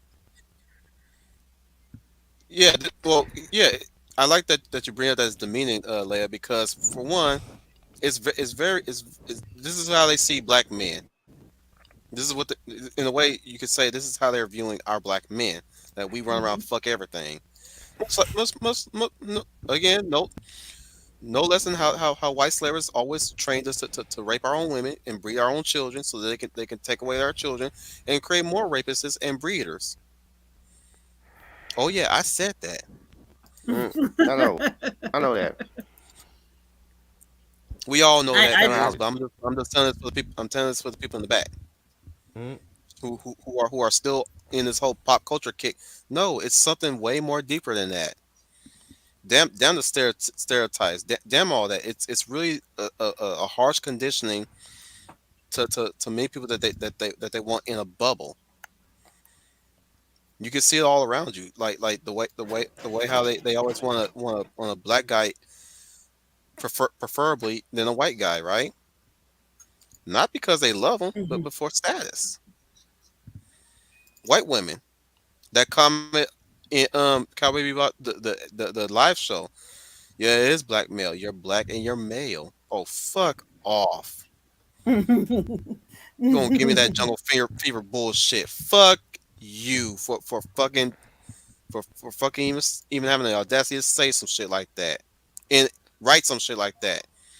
And I bet you the person who wrote that episode wasn't black. If you really want a black voice to write this, I'm like, yeah, ain't nobody black gonna write that shit mhm. because we know our history. Most many of us do. By most, there's a lot of us who knows our history. A lot. Trust me. You think, guys, you think you're alone? You're not. You are not alone. There's a lot of us who knows our history proper. So never think you're alone in this world. We are many, guys. Don't worry. I'm towing that line. Leia's towing that line. We all towing that line, right? Am I Right. right? Exactly. Yeah. Exactly. So just a reminder, you are not alone. No, kidding. But other than that, I don't mean to be the final word on that shit. Leia, you got a final word on this topic? I think I've expressed just about everything I need to express on it as is the fact I think I've said just about everything I need to say on it, that we need to fight to keep true femininity alive and reject what this woke culture is trying to take away. We need to reject that. I think those that come down hard on the femininity, I think, are those that I think are jealous of the fact that they themselves, that they don't have the confidence in their own lives, and are trying to look to have people to come down to their level so they can feel good about themselves, but they just will never will be happy. So we want to reject that. They want But their verbal punching bag anyways. yes, Their validation punching bag. Period. yes, that's what they're looking for, and that's something we don't want to put in our lives. So We ain't got time for that shit for one. mm-mm, mm-mm. You won't I said to someone, you talk about living in the past, when Final brought this up on Gatsby, Hollywood is living in the past. That's what we're getting, garbage Well, it's made by people who movies. are so fascinated by the past, but they won't learn from the past. They want to rewrite the past. They want to rewrite it. They're stuck They rewriting can't in the handle it. past. They Right. can't They're not handle the fact that there are horrible things that happened in the past that they cannot change. So they want to right. change it. So they Right. want to deform it and hide it underneath their bullshit. No, no, And no, it's going to breed a lot. It's, you want to Oh, say something? definitely. uh, another reason, major reason Hollywood keeps making old movies is because of royalties, because they want to pay the new people come up with new ideas. Oh, definitely. Yeah, there's that too. Yeah, there's There's that. that's part of the circle as well. You're part of that's part of the circle as well. But I think that a lot of it, a part of that in that category, is the reason the movies are trashy now is because of stuck in the past. They're trying to rewrite the 20th century instead of learning from it and moving on and creating their own thing. They want to Hmm. rewrite everything. You know, they want to make black people powerful in the 17th, 18th, and 19th Yeah, they want hundreds, and every that's black person no, in every corner of the world when that was geographically impossible for them to impossible. do Mm-hmm. so. Right, right, right. You want black folks in ancient China? How? Like, How that brother get in there? because China, you the only you way want you China can to move. be angry with you? Cause China write movies all the damn time. Ain't no black people in that motherfucker. Even when they put in Westerners in mind, ain't no black people visit the Chinese people. Point me one record where a China woman met a Negro. One. I'll wait. I'll be waiting for a long time. I'm name, patient though. Name me name, one instance where a Mexican met a Chinese woman. I'll wait. Mm-hmm. Mm-hmm. If it's Italian, I can believe that shit. Oh, I can believe that geographically, that's possible. Mm-hmm. Same thing with Russian. Geographically, that is possible. Indian even. Geographically, it is possible. They're in one continent. Ain't no way in hell I'm gonna see a brother in any of these fucking these made up shit that you're selling me. You gonna sell me some history of ancient China and I see a brother in there? Fuck you. You selling me a lie. Mm-hmm. You selling me a fucking lie. there are There ain't no, no same thing with me. Please show me a brother in the court of Versailles during the reign of Marie Antoinette. I'll wait. exactly Yeah. like one of my coworkers, my former coworkers, told me about the black Achilles. I'm like that Achilles ain't black though. Yeah, but that's the true history. How is that the true history? He was never black. Greeks were never black.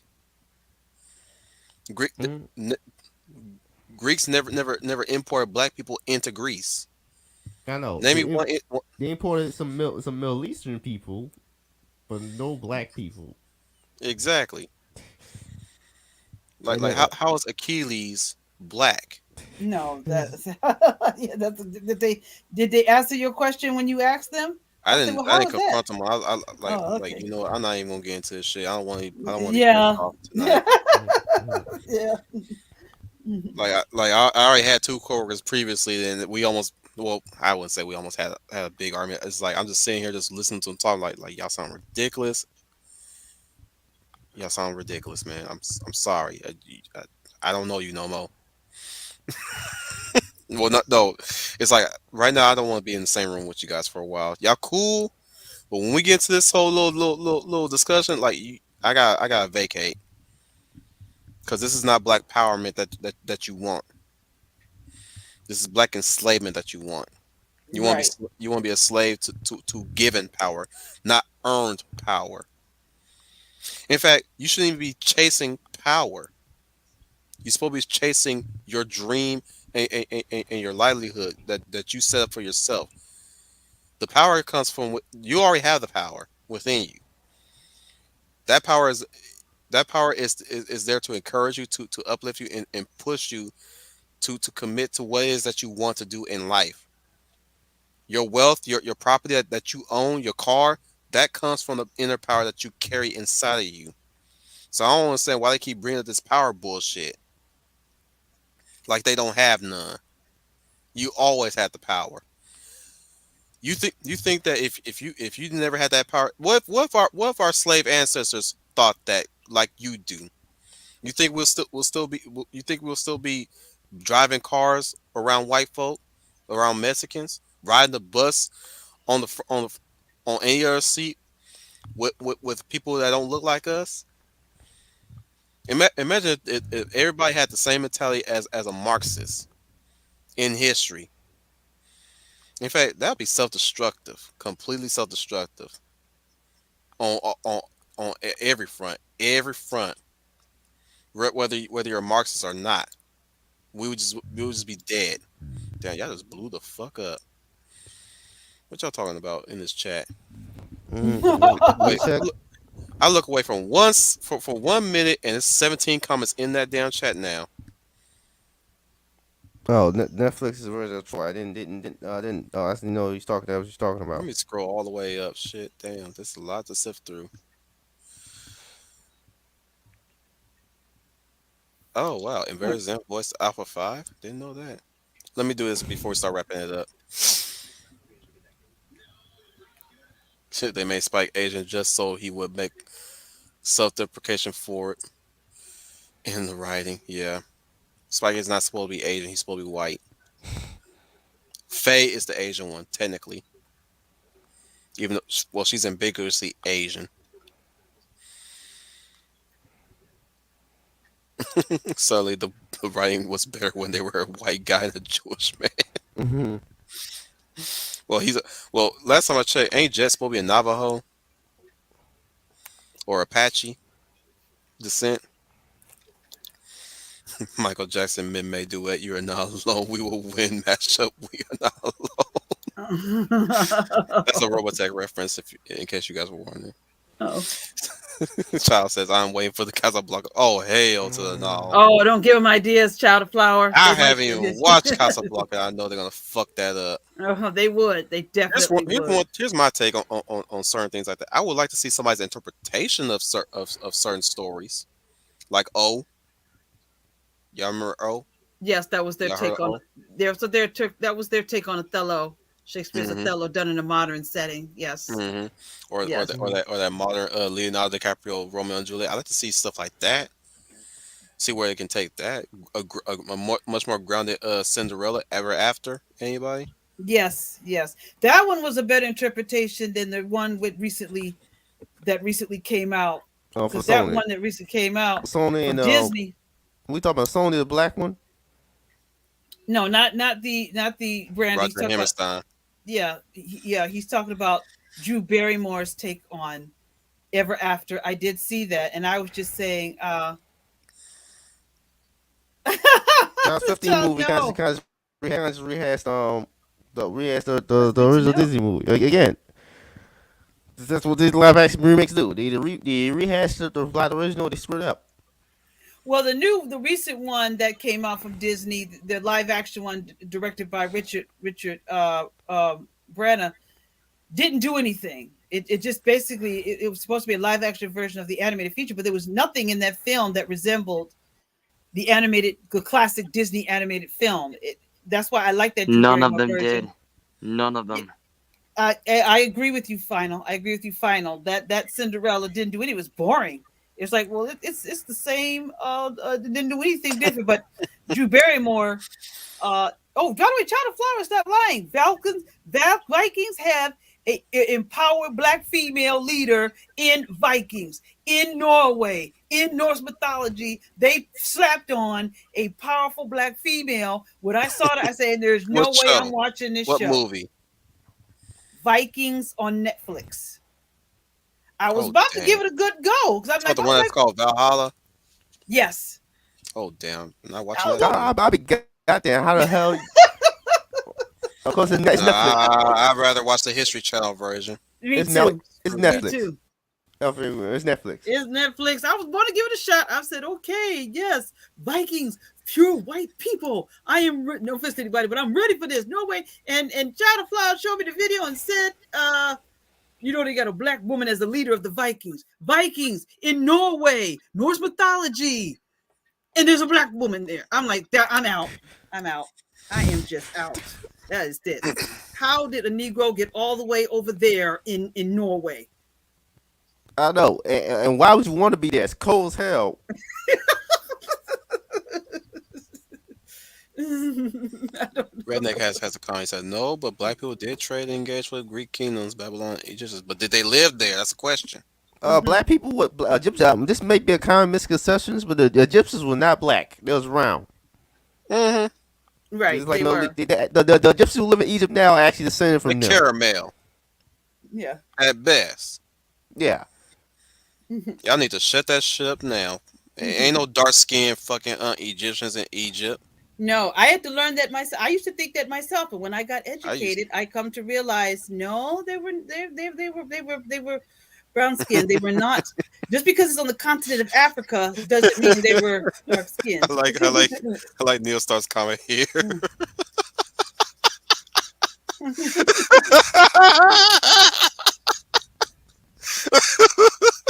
Exactly.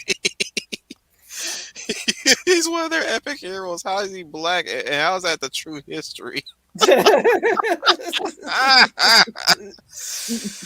Oh, he make my night, man. He made my night. That's that. See, that it's some shit I want to say at that time, but at the time, I'm like, damn.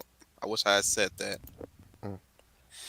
Like, I wish I had told him Ecclesiastes is not real though. That's not history. The Trojan Mm. War is a fictional tale.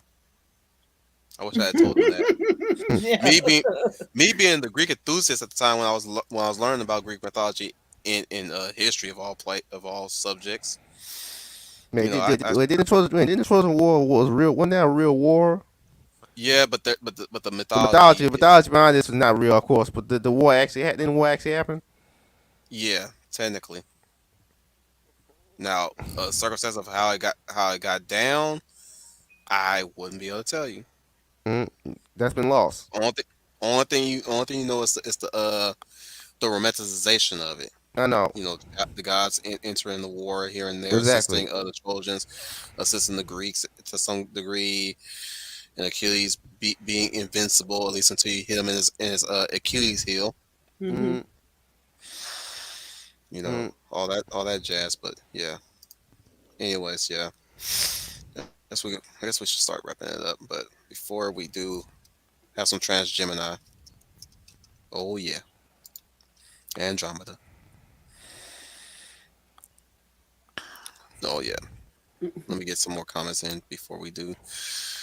Actually, the crime of the Netflix version of Troy is that it was so boring that I couldn't even get past episode 3 to be mad at Black Achilles. She's not wrong there. Codependency and complacency is a real institutional racism, and that's something people have to fix within themselves. No shit. He also said, I think Faye is supposed to be from Singapore. Yeah. Like I said, ambiguously Asian.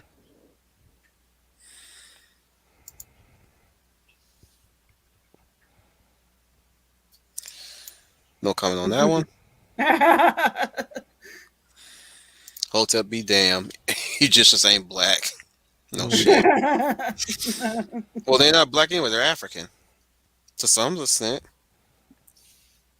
We're no longer. Remember, we're far removed from Africa. They don't claim us. And that's a Mm. fact. They welcome us, but they don't claim us. You feel me? Mm. Mm. Yes, I Yes. get you. I get you. They will welcome us, but they do not claim us. That's right. I get you. In some states, they will fuck you up too. In some areas, they'll fucking chop you up and eat you up because of how poor they are. Mm. Worse, they might drag your ass and recruit you into one of their foot soldiers. Mm. Now I'm speaking negatively about Africa, but there are some positives in Africa. If you go, I guess what South Africa, Mm, you'd be safe because you know it's mostly snowflakes there. Oh yeah, I said that. Even Charlie Theron is South African. Did y'all know that? Yes. yes, I did know that. Hmm. Yeah, I knew that about her. Yes. Shocker. She was born in Africa, therefore she is African. Mm-hmm. That's the truth. Yes, that is no But lie. She was.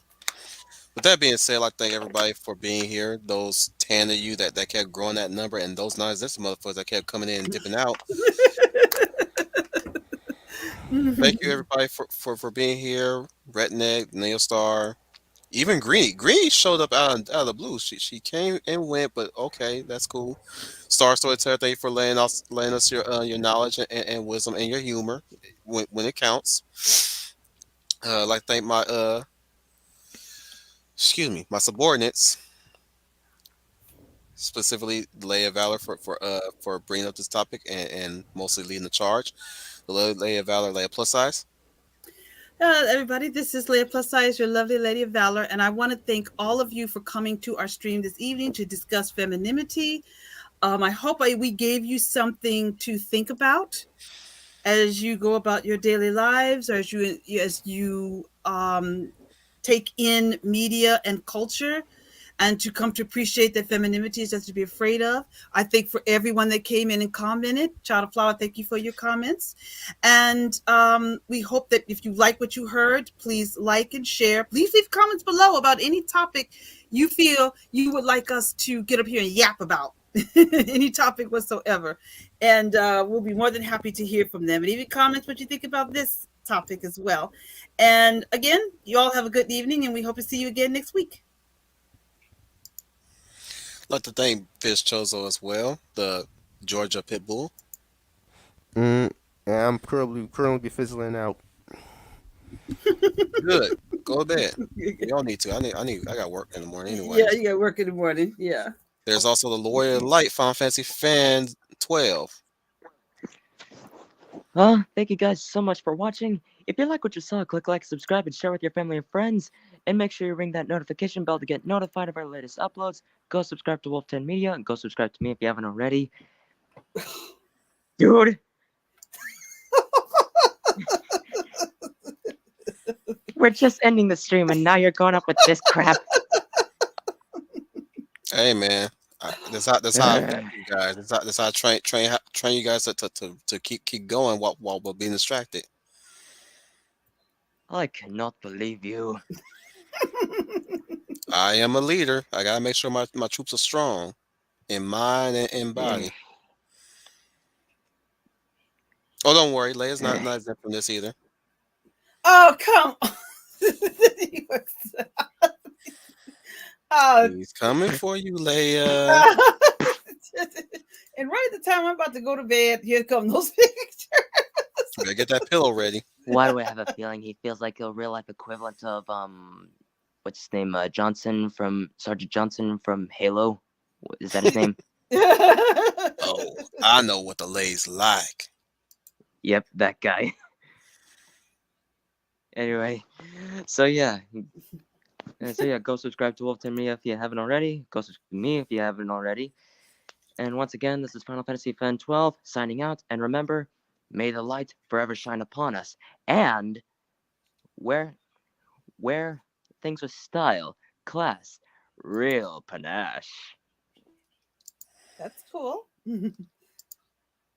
Anyways, guys, thank you for being here. Subscribe to Fish Tozo's channel as well.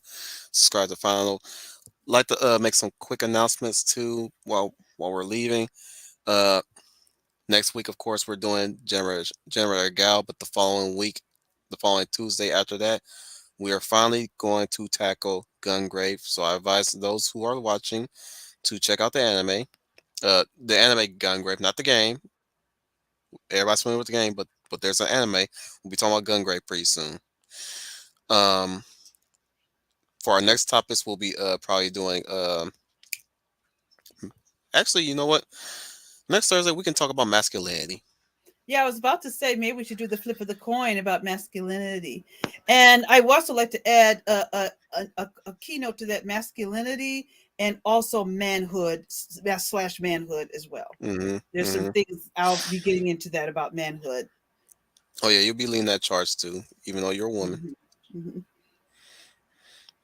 I kid, I kid. I know.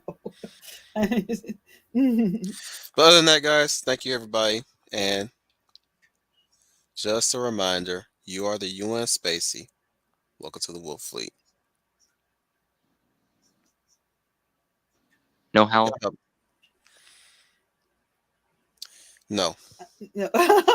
He's got to get him some sleep. Okay. You got to get your. Now I guess the gang is all here. How y'all doing?